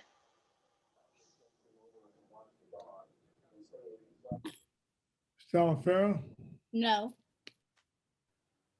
Sue Dean, Yes. Ms. Wilson. No. Okay, that motion's approved, 5 yes, 3 no, 1 abstention. So the millage rate is 9.95, which is the current millage rate. Ms. Wilson, Yes. I would like to move that the administration be directed to come back to the board with an amended budget that reduces the total amount by $4 million. What? Isn't that in essence what's going to happen anyway with this millage rate? I thought that we were told that we had to make a separate motion. No, so any motion of that sort on the overall budget can be handled in 15.05, which actually deals with the budget. So that can wait until then. But you would, instead of not having a deficit budget, you would just say reset. So that resolution in essence would reset the budget to the deficit that we're already we already had been presenting with the millage increase. Yeah, I'm recommending to keep this agenda in order and following Mr. Joseph's suggestion that the board can consider tax resolutions, and then whatever the board's wishes are with the budget can be dealt with when the budget is before you. If that's agreeable to the chair. Certainly. We'll wait until 15.05 to get to that. All right, then let's move on now to 15.03, the 2021 earned income tax. Any questions or comments on this? Yeah, sorry, I'm trying to raise my hand a little slow. Go ahead, Ms. Kennedy. Thank you. So can we have legally, what can be done related to the earned income tax? You know, we have one of the lowest earned income taxes in the area. What are the options? Is this something we're just a pass-through vote where we have to approve it as is, or is this something that should even be entertained as a tax to adjust? Well, the earned income tax under the school code provisions that apply only to the districts of the first class A, which is Pittsburgh, authorizes a 2% total of a 2% earned income tax. It is the highest earned income tax in county, of any school district. As we know from many conversations, 1/4% of it goes to the city under legislation that was approved many years ago. I recommend the board approve the tax resolution at 2%, or you will be compounding your budget situation beyond repair. So, but you're just confirming we have no say in adjusting it, let's say increasing our earned income tax. We have no ability to do that, is what you're telling me. That it's all based on legislation. Well, the legislation authorizes you to levy 2%. If for some reason the board wants to reduce that, you have the legal ability to do it. But I really strongly caution you not to do that. But we cannot increase it to, let's say, 3% is what you're saying. Oh, no, you cannot increase it. We have to it caps out at 2%. All right, I just wanted to fully understand, because before we voted, what our options were. And I agree, we do not want to decrease it. Thank you very much. Your cap is 2%. Thank you very much. Could I have a motion and a second to approve this, please? Terry, so moved. Pam Harbin, second. Thank you. Mr. Weiss, a roll call vote, please. Dwyer, Yes. Ms. Edwards, Yes. Yes. Gallagher, Yes. Mrs. Harbin, Yes. Mrs. Kennedy, Yes. Sally Farrow, Yes. Mr. Dean, Yes. Ms. Wilson. Yes. Approved unanimously. All right, thank you. We're going to move to item 15.04, the 2021 farmstead exclusion. Are there any questions or comments on this item? This item is being pulled because we will not have the information to calculate this until Friday. The board will most likely have to approve this item at a special legislative meeting in early January in order for us to include this in the tax bills and have the city be able to get the bills out in time. So this is being pulled right now because we don't have the information to calculate it. Okay, thank you so much. Just to be clear, the reason we don't have the information is the county generates that information.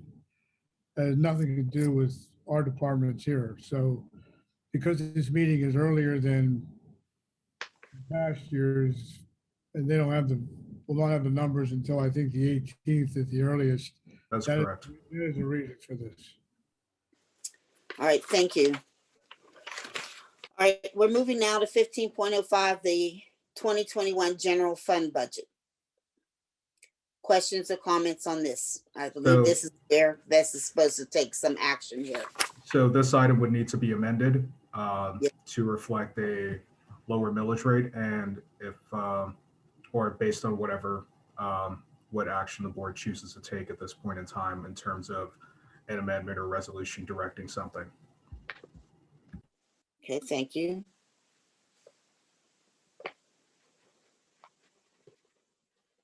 I'm not seeing any hands raised.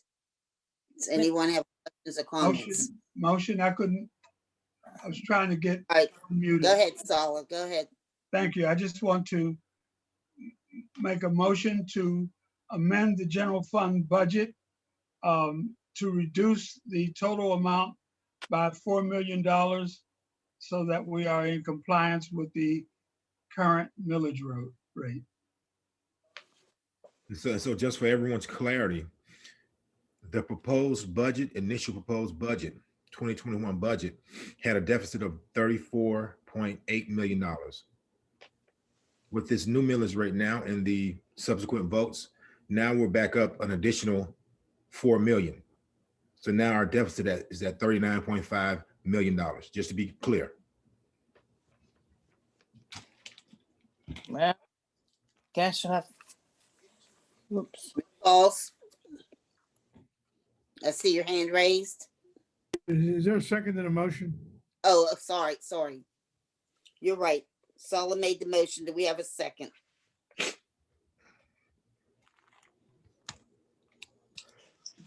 So this is, if this amendment, if this resolution passes, then we will knock 4,000 out of this budget, correct? Or 4 million, excuse me. You're going to add 4 million to the deficit. So if Mr. Udin's resolution passes, one, we wouldn't just simply knock 4 million out of the budget. We would have to come up with $4 million worth of reductions, and the board would have to be amenable to those reductions, because those reductions would probably require future board action if we're able to even identify those, because some of those might have position implications that may have yet to be determined. And then that would be the only way that we would have the budget reduced by $4 million. So the resolution directs us to, one, well, this wasn't mentioned, but it would be adjust the millage rate in the budget to 9.95 mils, and then also reduce the budget by $4 million, which, please note, does not accomplish having the deficit, having the budget be balanced or not having a deficit. It just simply reduces it by $4 million. Right, and that would go along with the timeline that you gave us earlier in the meeting. Yeah. So, I mean, it really tells you, this puts some meat on the bones that we're going to actually take these actions. That will force us to take these actions, correct? We will have to take those actions regardless. So again, it's not just the tax increase. It's a multi-pronged approach. We have a multi-pronged strategy of cuts, reductions, buildings across the board. And so again, trying to come up with this $39.5 million that we need to have, because that's our deficit. So it's going to come from various parts of the district. Thank you. You're welcome. And also, so the only thing that would make these whatever $4 million worth of reductions that we would present would be kind of the tacit knowledge that the board would have to basically be blindly agreeing to whatever we would present it, because if the point came that we presented $4 million of reductions and the action needed to be taken and you didn't reduce those items, then you would basically be invalidating the budget that you had. So but I would yeah, I would like to have a discussion with the board to reduce the deficit even further. The action that I propose reduces it enough so that we don't have to have a tax increase. But I think we need to have the administration come back with a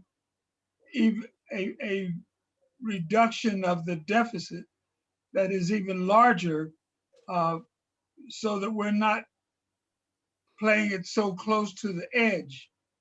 We need to reduce the budget reduce the deficit even further than that, but we have some time. We have time to discuss it if the president would convene another meeting before the end of the year. All right, what my understanding is, Mr. Dean, your motion that you just made to reduce the budget by 4 million reduces it, means they have to make cuts, $4 million in cuts, but it doesn't decrease the deficit, it increases the deficit. No, it does not. That was not my intention. My intention was to reduce the deficit. I see what you said. You're saying that in reducing the millage rate increases the deficit. That's correct.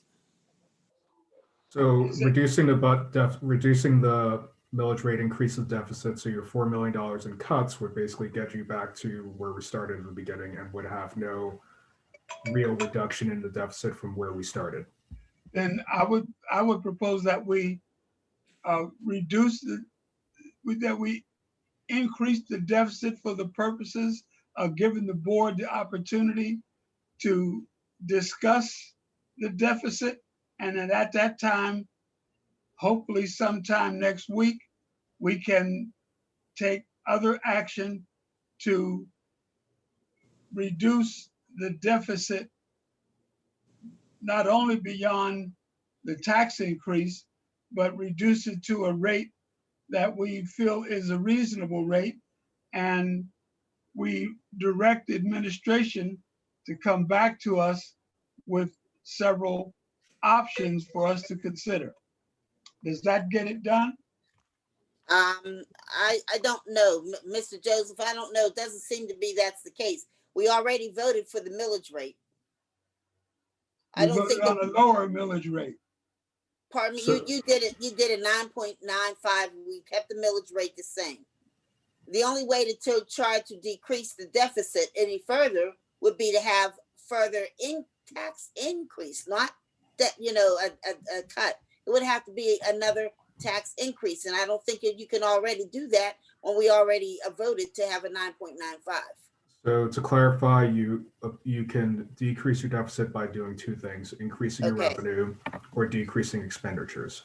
This action taken to assuming we keep the budget where it's at and just adjust the revenue, then we would be increasing the deficit to $39.5 million because we need to take that from fund balance to balance the budget because we have reduced the revenue based on a reduction in the millage. So if we want to reduce that deficit, you would have to, and you have no other means of increasing your revenue, you would have to decrease your expenditures.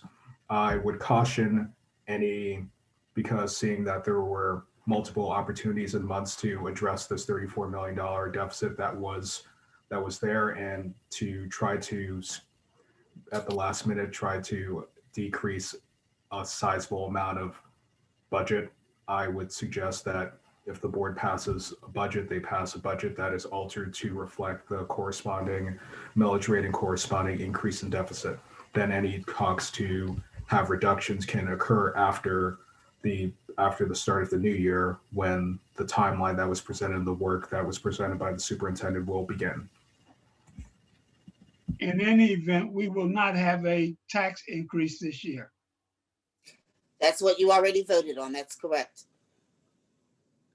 And we will be able to adjust the deficit with the start of the next year. Is that correct?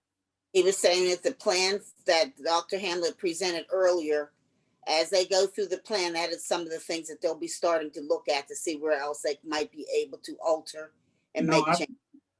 I think we ought to clearly direct the administration to come back in January with a plan that will allow us to adjust the millage rate and the deficit to a level that we agree to as a board. So you can't adjust the millage rate below what you already approved. And it would be foolish to lower the millage rate beyond what it is right now, because you would lose out on money. So the only options right now are a revised budget that can either be reducing expenditures, which are not going to be done right now because that will take some time and consideration, or you pass a budget that has a revised millage rate that reflects a larger deficit because of the reduction in revenue. Then after the new year, we can come back and your budget. So once we pass the budget, it is never our intention to end the year with that budget deficit. It's our intention to improve on that. So I don't think the administration needs any directive to save money and to not reduce our expenditures. That's what the intent was, and that was the outline that was provided by the superintendent. But once you pass the budget, that's it for the year. There are no amendments. There are no going back to increase your revenue or adjust your millage. So the millage right now, it's been set 9.95. Whatever budget we approve prior to December 31st, that's the budget you operate within. And then if you reduce your expenditures with actions throughout the course of the year, then at the end of the year, your deficit will be less. What And I think one way to ensure that that happens and reduce the deficit by the end of the year, and that we will do cost cutting throughout 2021, is to put a cap on how much of the deficit you guys could utilize or plug in out of the fund balance. So to cap the amount of the deficit that we will cover by the fund balance would then force us over the year to make the cuts necessary.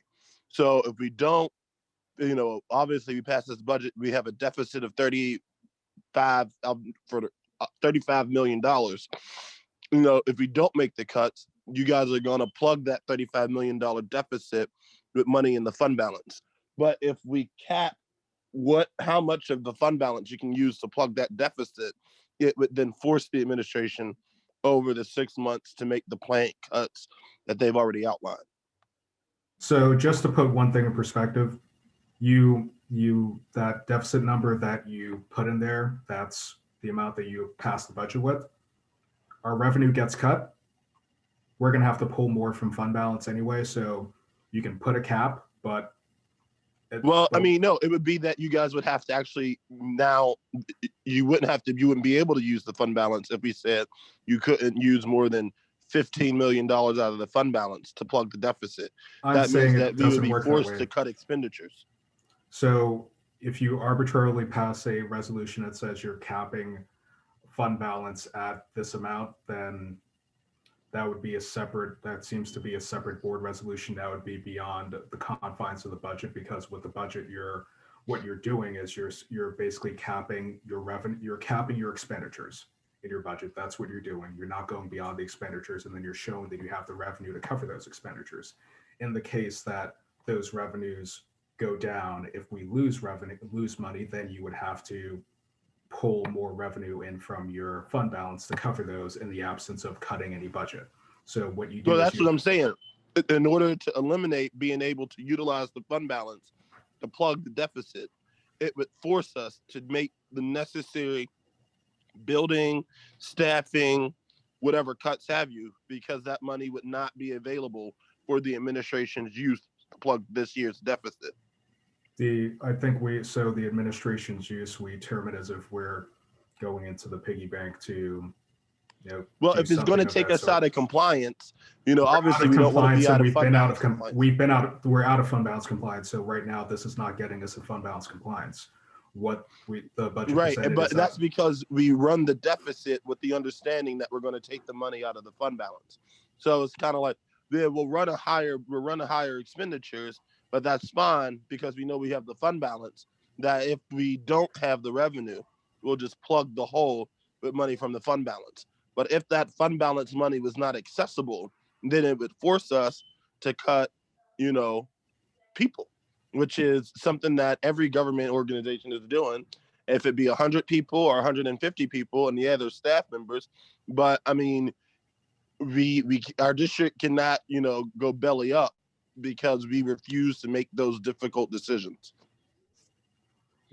So it's putting a freeze on the administration's ability to use the fund balance money, and then it kind of forces the administration to look at the expenditures and say, well, if we can't plug the hole with the fund balance, then we will actually have to cut X, Y, and Z.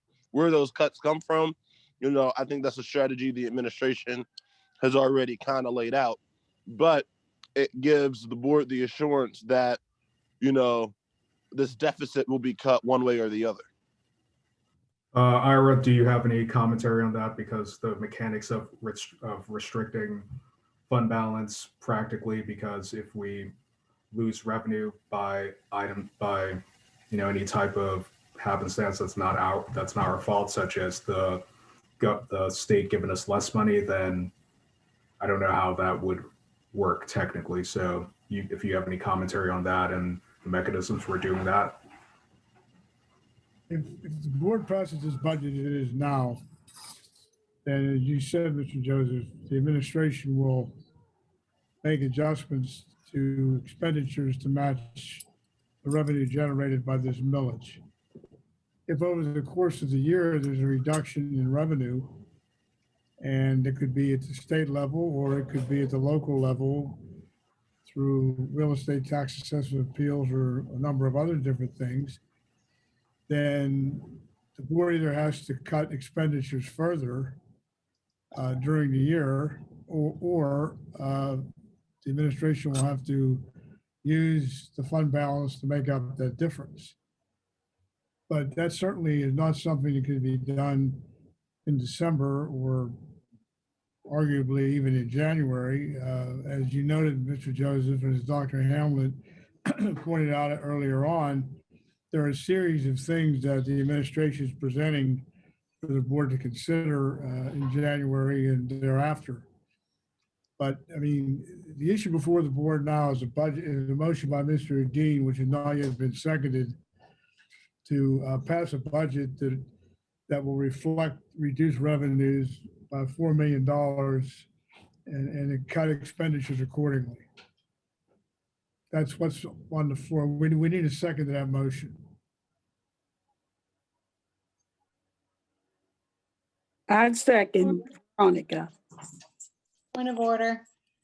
So do we need this resolution to pass this budget? Or if there is no, whatever the motion, will we just vote on this budget, like item number 1505 right now? Can we vote on item 1505 as is with the new tax rate? I'll let Mr. Joseph respond. I don't know what, I mean, if you don't pass this motion, it seems to me, well, I guess I should just ask Mr. Joseph. If they approve a budget with the 9.95 mils of revenue, which is what the board approved, then is it your position that you will then create a budget reflecting that without this motion?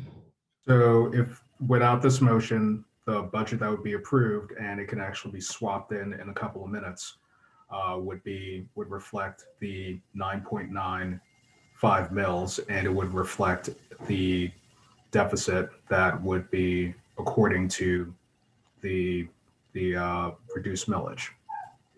Then I make a motion that we recess. Wait, I don't know if you can make a motion yet because there's one still out there. There's a motion on the floor Right, now. right. Mr. Joseph, we passed the 9.95 was passed. Obviously, the budget, like you said, just within a little bit of time, you can adjust the budget. Would that reflect more than $4 million, this $4 million reduction that Mr. Dean is saying? Would it be more or less? So it wouldn't reflect a reduction. What the budget would be is take the budget as it is, have less revenue because you're lowering the millage rate, and then that budget gets plugged in. That's what I can present right now.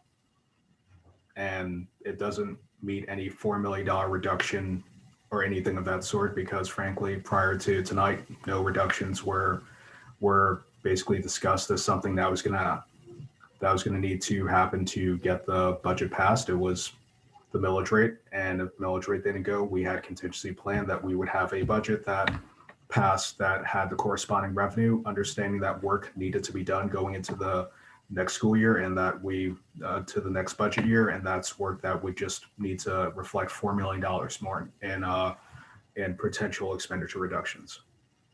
but I understand that, but I'm saying because we're not going to have the increased revenue, his motion saying to reduce it by 4 million, would it be already being reduced by around 4 million anyway by maintaining the current millage rate? So you're talking about two different things. He's talking about Okay. a reduction in expenditures to match the previously Right. presented deficit. I'm talking about a reduction in revenue, but keeping the expenditures the same. So what I can do is present one that has a reduction in revenue and keeps the expenditures the same. The other one, you would direct us to approve a budget, but you wouldn't actually have voted on the budget that has the corresponding major objects and figures in there. So that wouldn't be able to be presented right now. Okay. All right, well, there is a motion on the floor right now, just to reduce by $4 million. That's what Mr. Dean has proposed and Ms. Edwards has seconded. Could that be a better explanation to make sure that everybody understands what this motion is before we vote? I actually don't think it's clear. So if somebody can explain it clear, I mean, I understand it. I think voting on this motion means we're voting on cuts to something, but we don't know what. Voting, so that would be voting yes. Voting no means we're not going to vote on cuts that we don't know what they are of $4 million.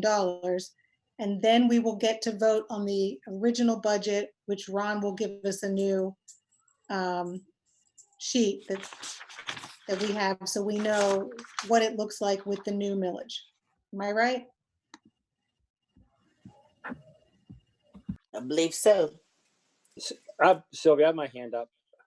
Oh, sorry. That's okay. I don't. Okay, I see it now. Go ahead. Well, all it is it's a guide point. The list is already made. The list is already made. You know, consolidating schools, possible furloughs, combining stuff. That timeline is all there. This resolution just guarantees that these cuts will be made in these changes will be made in these areas. Correct? I mean, it's already it's an outline. The outline's already there. This just guarantees that the 4 million comes out of these specific areas. Am I reading that right?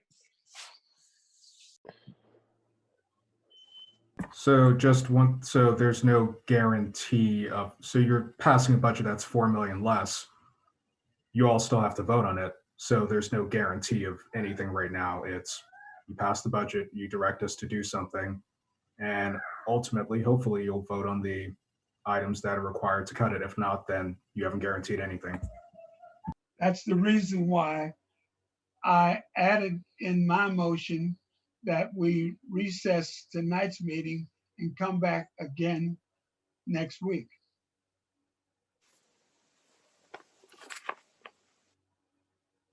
Mr. Joseph, is that something that's possible? I don't mean reconvening. I'm talking about is there enough time to try to come up with where the 4 million in cuts would be by next week? So that's something that I can't answer because I'm not the sole person that would have to make decisions on cuts. Can the superintendent answer? Superintendent, but then also you all have to approve the cuts. So if we bring them forward and you don't approve them, then I can't guarantee that. We're not asking for a guarantee. We're asking for options that the board can consider. Dr. Hamlet, can you present us with some options by next week? We can see what we can do. You know, we had a timeline for January. We'll see if we can move that timeline up and have you some options.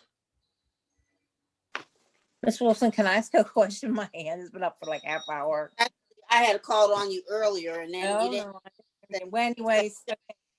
So Go ahead. I'm just asking, number one, is it assumed that there is just going to be no money coming in from anywhere else.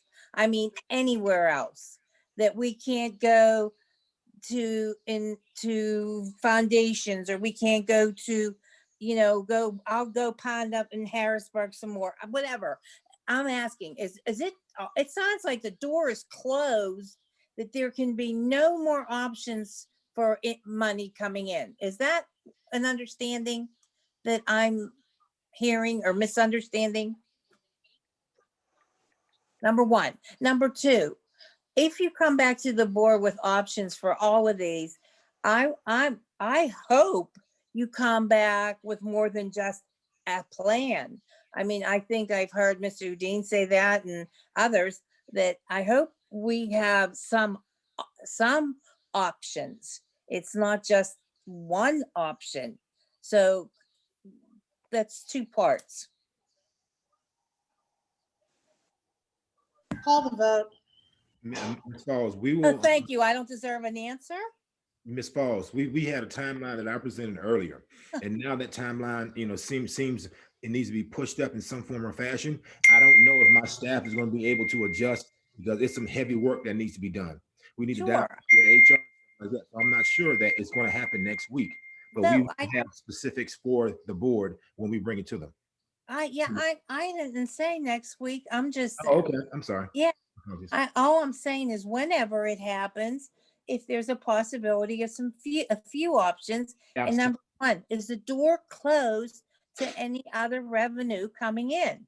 I can't say that right now, but based on our current status, I would say no, but Mr. Joseph can chime in on that. So I would say we've already seen a reduction in revenue and earned income because of the pandemic. The state's seen a reduction in their revenue because of the pandemic. We get money from the state. If the state has less money, we're probably going to get less money. There's already been talks and bills that are being sponsored that are looking to push more money through the basic education funding formula over the next 4 years, which would result in an eliminate hold harmless, which would result in us getting less money. So it looks like everything points to us getting less money as opposed to us getting more money, because as you all mentioned when we talked about the tax increase, this is a pandemic and there's less money around, less money to go around. That's what I was asking. Thank you very much. Thank you, Ms. Wilson. Sure. Ms. Edwards. Mr. Weiss? Yes, the options that Dr. Hamlin presented to the board include some complicated legal issues dealing with legal requirements regarding reduction in staff. We have multiple collective bargaining agreements to deal with. You have school code provisions. You're in bargaining with all of your units right now, which imposes certain obligations on the district during dependency of bargaining. There are issues regarding the potential to close buildings. That is a process that takes a minimum of several months to do. I just would caution the board against rushing a process that takes time. I would suggest to you, from a legal point of view, it's better to do it right than quick. I mean, you've approved the millage of 9.95. Mr. Joseph has given you the options in terms of how to handle this. If you pass the budget, he said he can make adjustments to have this budget issued, and then the board would make the decisions regarding the adjustments and expenditures to address that. I would be very cautious with the level of reductions that was put on the table by Dr. Hamlin before. There'll be details missed, there'll be assumptions missed. I just don't think that's a prudent way to do this. So it's up to the board, but this is not something that should be done quickly in the space of 4 or 5 months. It's too complicated to do that. So if we limited, will not provide the board with enough time to discuss the details of how to do that. would it accommodate the board's intentions if we limited my motion to a reduction of the millage rate to 9.95? Well, that's done. So now you're We just. already did that. Yeah. I understand that, but I'm just asking if it needs anything more. No, it doesn't. It does not. I think you will accomplish what you're seeking to have happen if you permit the administration to make the adjustments and expenditures to reflect this millage rate. And the board, I mean, but as was noted before, if I may say, the obligation of the board now is improving this lower millage rate is to deal with decisions that will reflect less revenue. To Dr. Hamlet's point and to Mr. Joseph's point about revenue, it would be a big mistake for the board to make any decisions premised upon the possibility of more revenue in the environment we're in. Thank you. We still have three people who have their hands up. It was Ms. Edwards, Mr. Gallagher, and Ms. Harbin. So Ms. Edwards.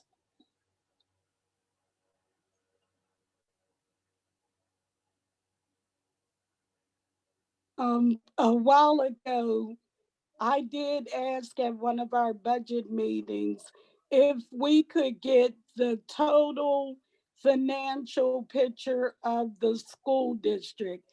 It seems like to me we keep on jumping at this one piece, but there are many pieces.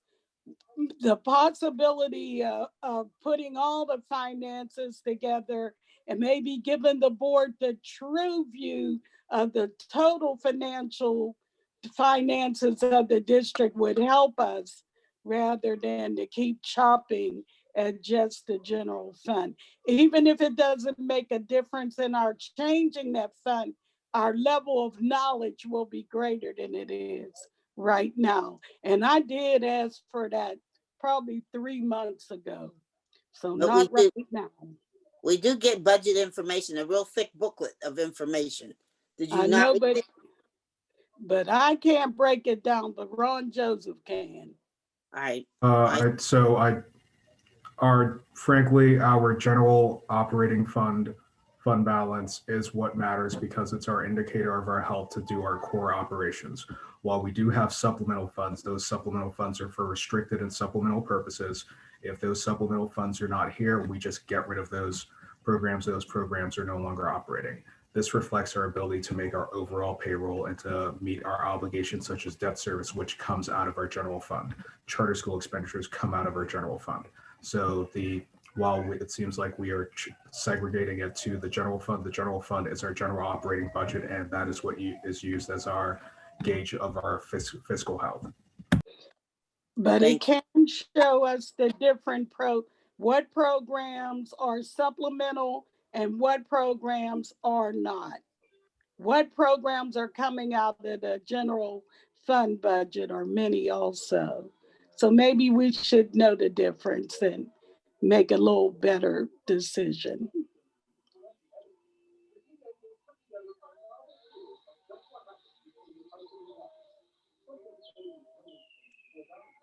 Okay, so noted, Ms. Edwards. Thank you.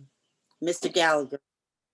Thank you, Ms. Wilson. So, Mr. Weiss, let me understand this. Like, all right, so we passed the 9.5 millage, and now we're looking at the administration to make a good faith attempt at limiting costs, correct?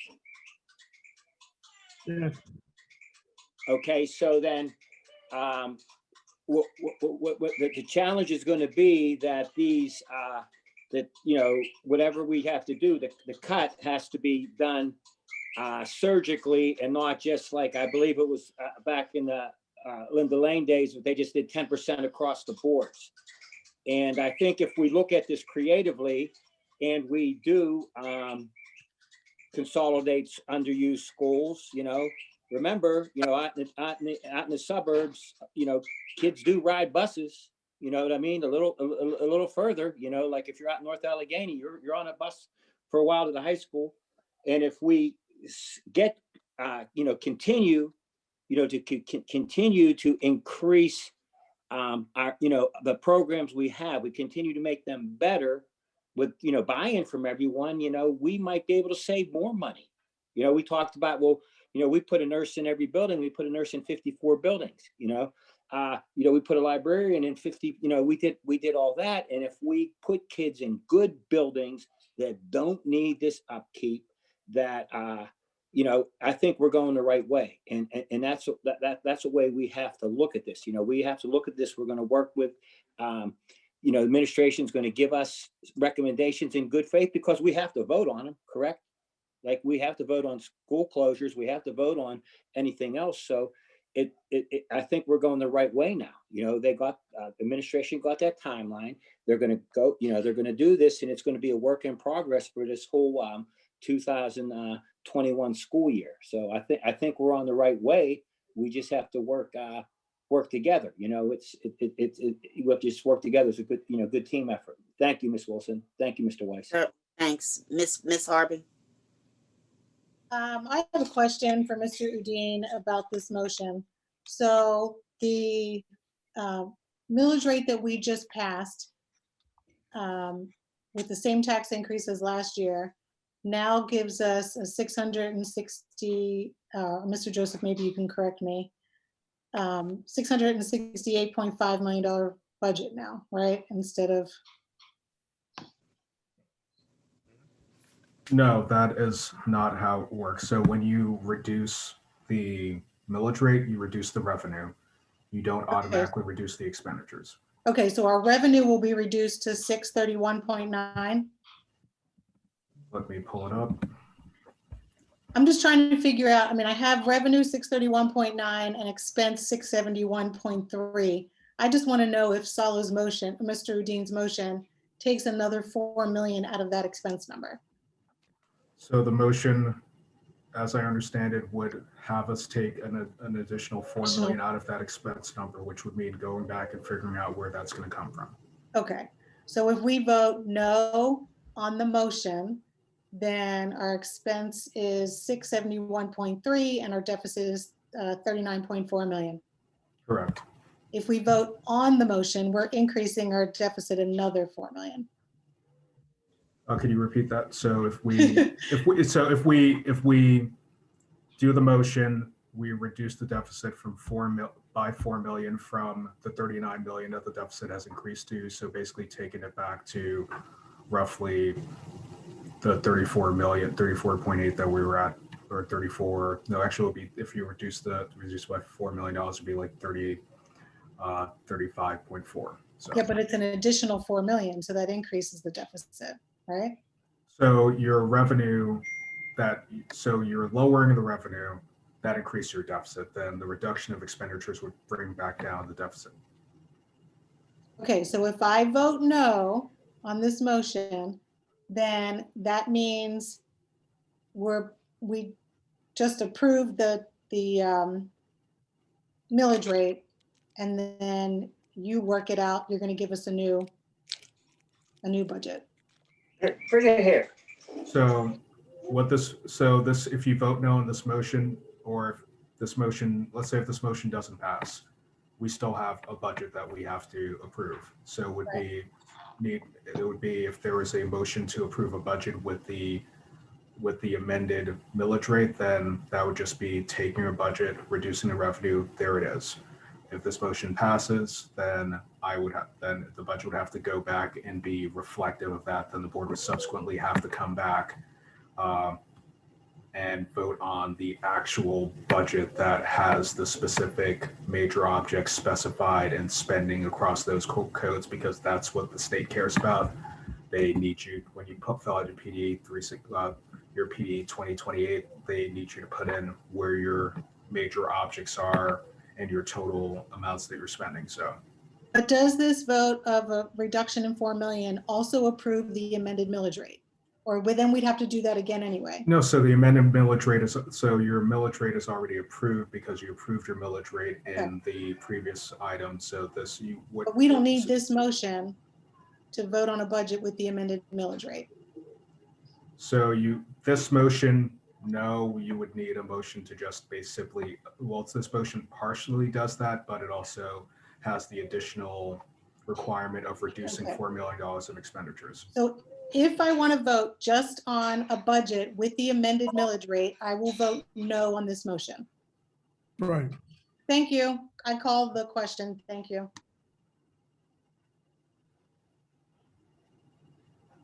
Okay, I don't see new hands. Those hands raised were from people who spoke before. Their hands were never lowered. So Mr. Weiss, I think we're ready for roll call on Mr. Dean's motion.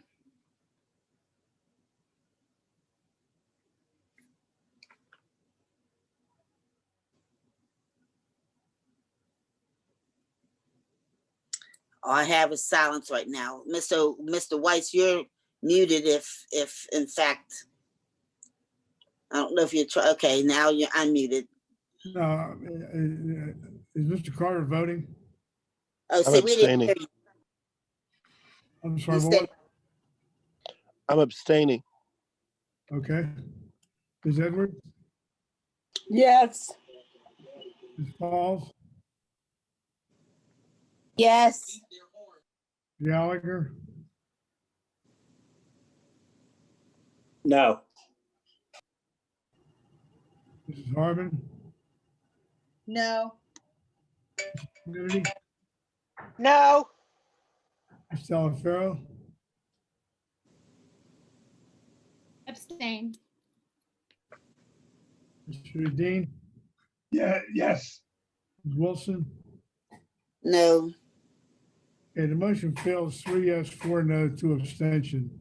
So the matter before the board now is the budget as Mr. Joseph has described. I need a motion in a second. So moved.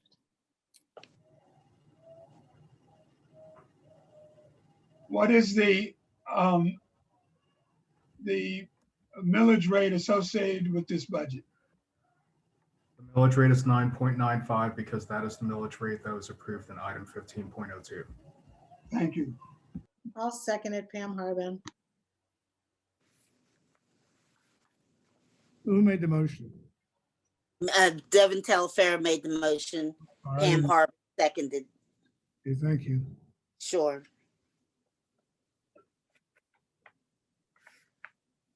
We have a roll call. Carter, For clarity, are we voting on the budget itself? At Yes. this point? Yes. with Oh, then I'm voting no. 5 mils.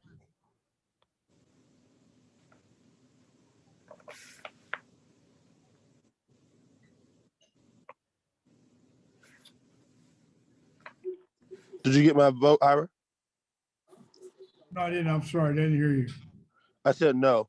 Okay, thank you. Ms. Edwards, For clarity, Ira, can you tell me exactly what we're voting on right now? we're voting on a budget that contains revenue equal to 9.95 mils. And is that the same as we started off? No, I think the budget that, well, I'll let Mr. Joseph address that, but my understanding was the budget that was originally 15.05 reflected the higher millage. Is that right, Mr. Joseph? So the budget right now reflects the higher millage that's on that item. You've made a motion to pass a budget that reflects the 9.95. So we are not back to where we started this budget, and I can share it briefly or have Ms. Willig share it where, give me 1 second.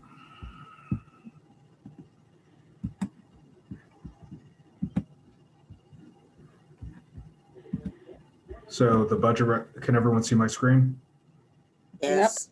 So this budget resolution, just so everyone is clear, it now has the new millage of 9.95 mils. The total, it will have you generating this much, which is lower, and 176 million in current real estate.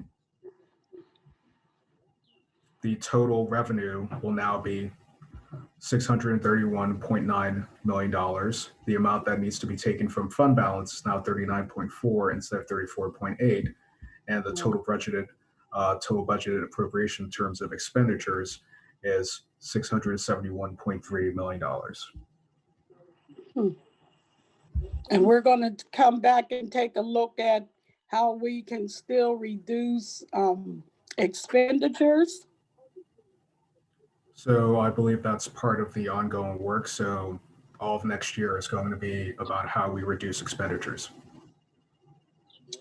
What I'm proposing, Ms. Edwards, is that we don't take all of next year. We come back in January and we have the administration present us with several options that we can choose from. I agree with that. Oh, okay, then I'll vote yes. Thank you. Ms. Falls?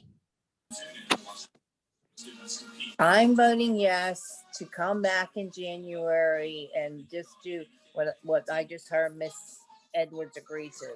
Yes. Gallagher? No. Mrs. Harmon?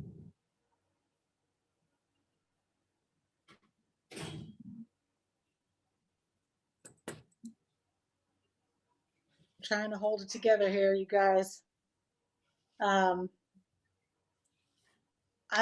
really don't understand how you can vote no on this budget after you changed the millage to something less, and now you're going to vote no. Because you can change the budget.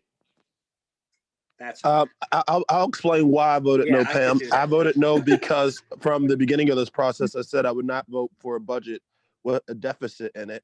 And I had asked for scenarios that would eliminate said deficit. And I know that the administration has come up with a timeline for those scenarios to play out. I was hoping that they had played out before we got here. They did not. So I'm not voting for the budget, but I am in support of Dr. Hamlet's process for, examining and eliminating as much as a deficit as possible by the end of the school year. Point of order, what happens if we do not pass this budget? We have to pass the budget by December 31st.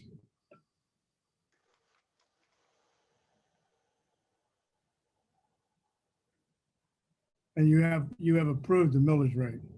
Yeah, I know, which I didn't approve of it. So I will begrudgingly vote yes. Mrs. Kennedy? Oh, sorry. Yes. Salafaro? Yes. Sudine? Yes. Ms. Wilson? Yes. Budget's approved 7-2. Miss Wilson, Yes. I don't appreciate other board members making comments on how we vote. Understood. Thank you. I agree Ms. with Falls, Mr. your Gallagher. hand up. Ms. Falls, is your hand up again? It was for clarity on that vote, but it's done. Thank you. All right, thanks. All right. We still have couple more items. We have items 1601 and 1602, the financial statements and controllers reports for the month ending November 30th, 2020. That's before you now. Any questions or comments on that? All right. Hearing, Mr. Udine, your hand is up. It was up to support Mr. Gallagher's complaint. Okay, thank you. So noted again. All right, we'll move now to 1603, the EBE report for December 2020. That's also before you. You have any questions or comments on that? All right, thank you. Item 1701 is a resolution of the Board of Public Education of the School District of Pittsburgh, authorizing the proper officers to award to Kenneth Storr, having fulfilled the requirement through Operation Recognition, a Pittsburgh Public Schools High School diploma. Are there any questions on that? So moved. All right, who is that? I didn't hear who moved it. Ms. Falls. Okay, Falls. Cindy, may I have a second?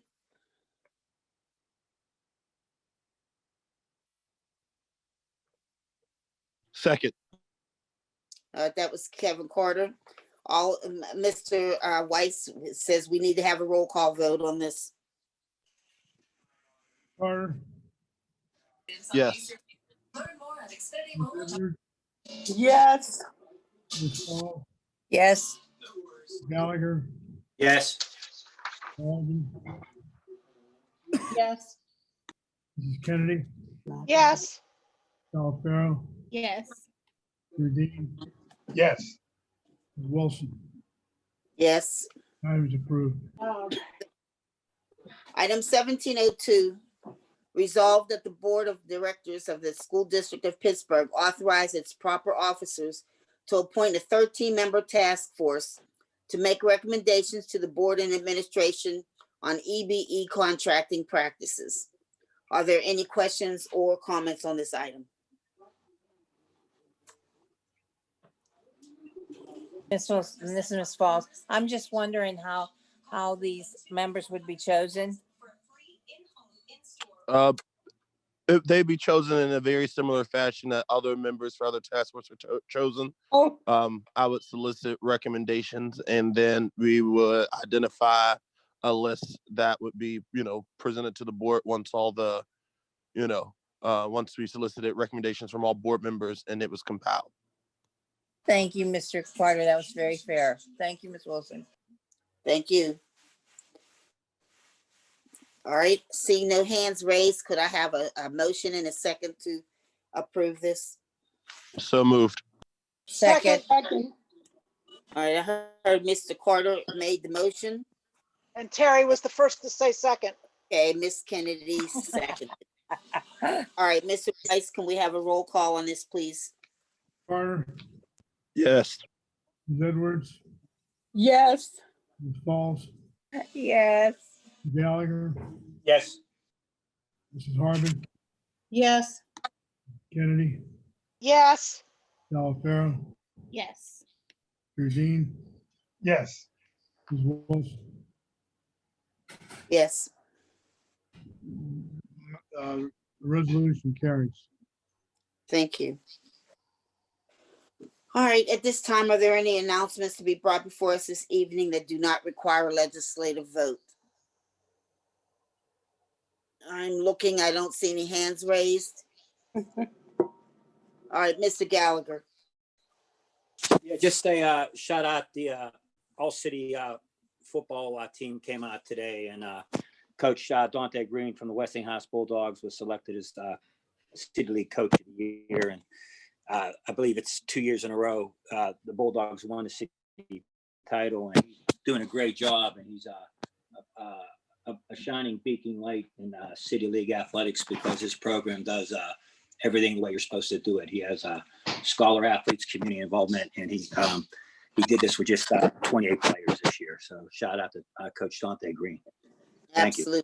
Absolutely, and they certainly make a big effort in making sure that the kids study and they're on the honor roll, most of them, and they work very hard. Thank you for bringing that up, Mr. Gallagher. All right, Ms. Falls. Yes, Thank you, Ms. Wilson. First, I'd like to congratulate all of the folks who were elected to the variety of positions at the December 7th, 2020 reorganization meeting. Congratulations to all of you. Then I would like to let you know that I've talked about it and I've participated so far in 3 Zoom meetings with schools, with students and parents and teachers and administrative people on the Zoom. And I'm compiling all that information, especially the remarks from the students, and I will share that with the board when I have a few more to do. Then I would like to also, let me move my thing didn't move here. Hang on 1 minute.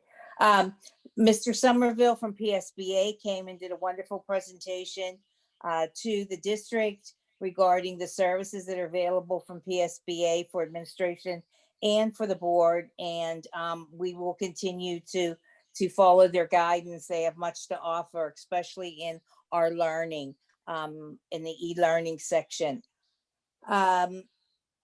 I will also let you know that a meeting was held on December the 15th with the representative, Emily Kincaid.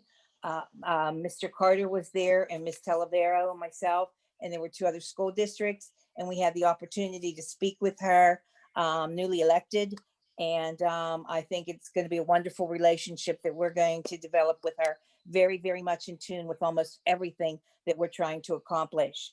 The CTE program had a virtual expo on December 15th for the incoming recruitment of 9th graders.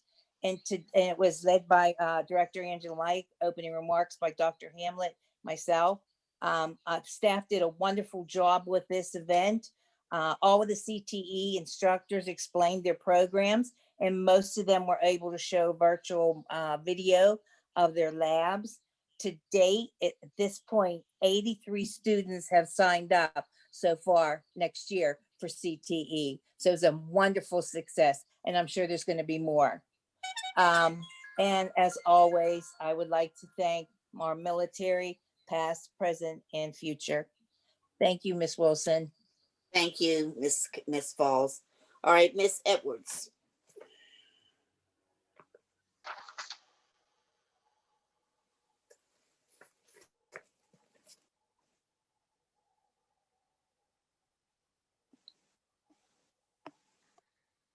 She's unmuting. No, not yet, Ms. Edwards.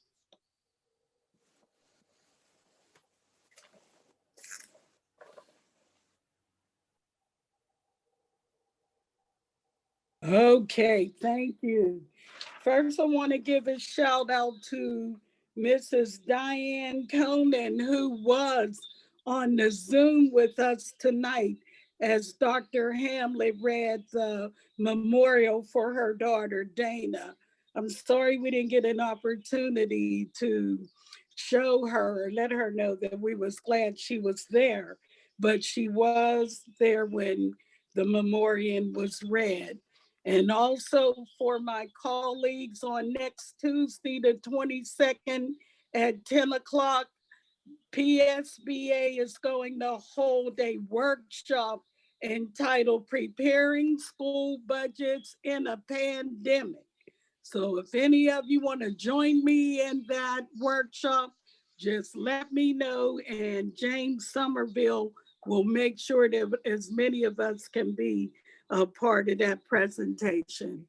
I wish everybody a very Merry Christmas and a Happy New Year, staying healthy and safe and COVID-free for 2021. Thank you. Thank you, Ms. Edwards. Mrs. Kennedy. Thank you. I will have to say, as a school board member, there are lots of things that bring us joy, that focuses a lot on the students, but also graduations. One of the things I really like when we do awards is when we do an operation recognition diploma, because the folks that we honor with those diplomas have given so much to their country. And so I'd like, again, to congratulate and thank the family as well for being able to be on at the beginning of the meeting. Mr. Store, I can't remember how we pronounced it, represented our country and put his life on the line. And I think we have to be very thankful, not just for him, but every service member, as Ms. Falls reminds us every month. But I like to call out this recognition. Thank you, Ms. Wilson, and happy holidays, everybody. Sure. Thank you, Mrs. Kennedy. All right, at this time, before I ask for motion to adjourn, I would like to say thank you to everybody that's been involved in this long process of this budget of which we've been working on. I want to thank the input from all the board members. And at this time too, I wish a happy Hanukkah, which we're kind of in the middle of, and hoping that people are enjoying their Hanukkah season. Wishing everyone a Merry Christmas. Everyone, we all need a better new year. Every last one of us need to have a better new year, but to also find the strength for us to continue through this school year to do what's best for our kids. So again, also, just as it's already been mentioned, be safe. Enjoy yourself and be careful out here when we have a lot of snow like we're supposed to be having today. I haven't looked outside lately, but just be safe and enjoy yourselves, everyone, the best you can in these circumstances. All right, could I now have a motion and a second to adjourn the meeting? So Carrie, moved, so and moved. happy holidays. Merry Christmas. It was Terry and Cindy. Yay. All those in favor of adjourning the meeting, say aye. Aye. Aye. Aye. Okay, the motion carries. Meeting is adjourned. All right, take it easy, everybody. Thank you, everyone. Bye-bye. Bye-bye. Bye.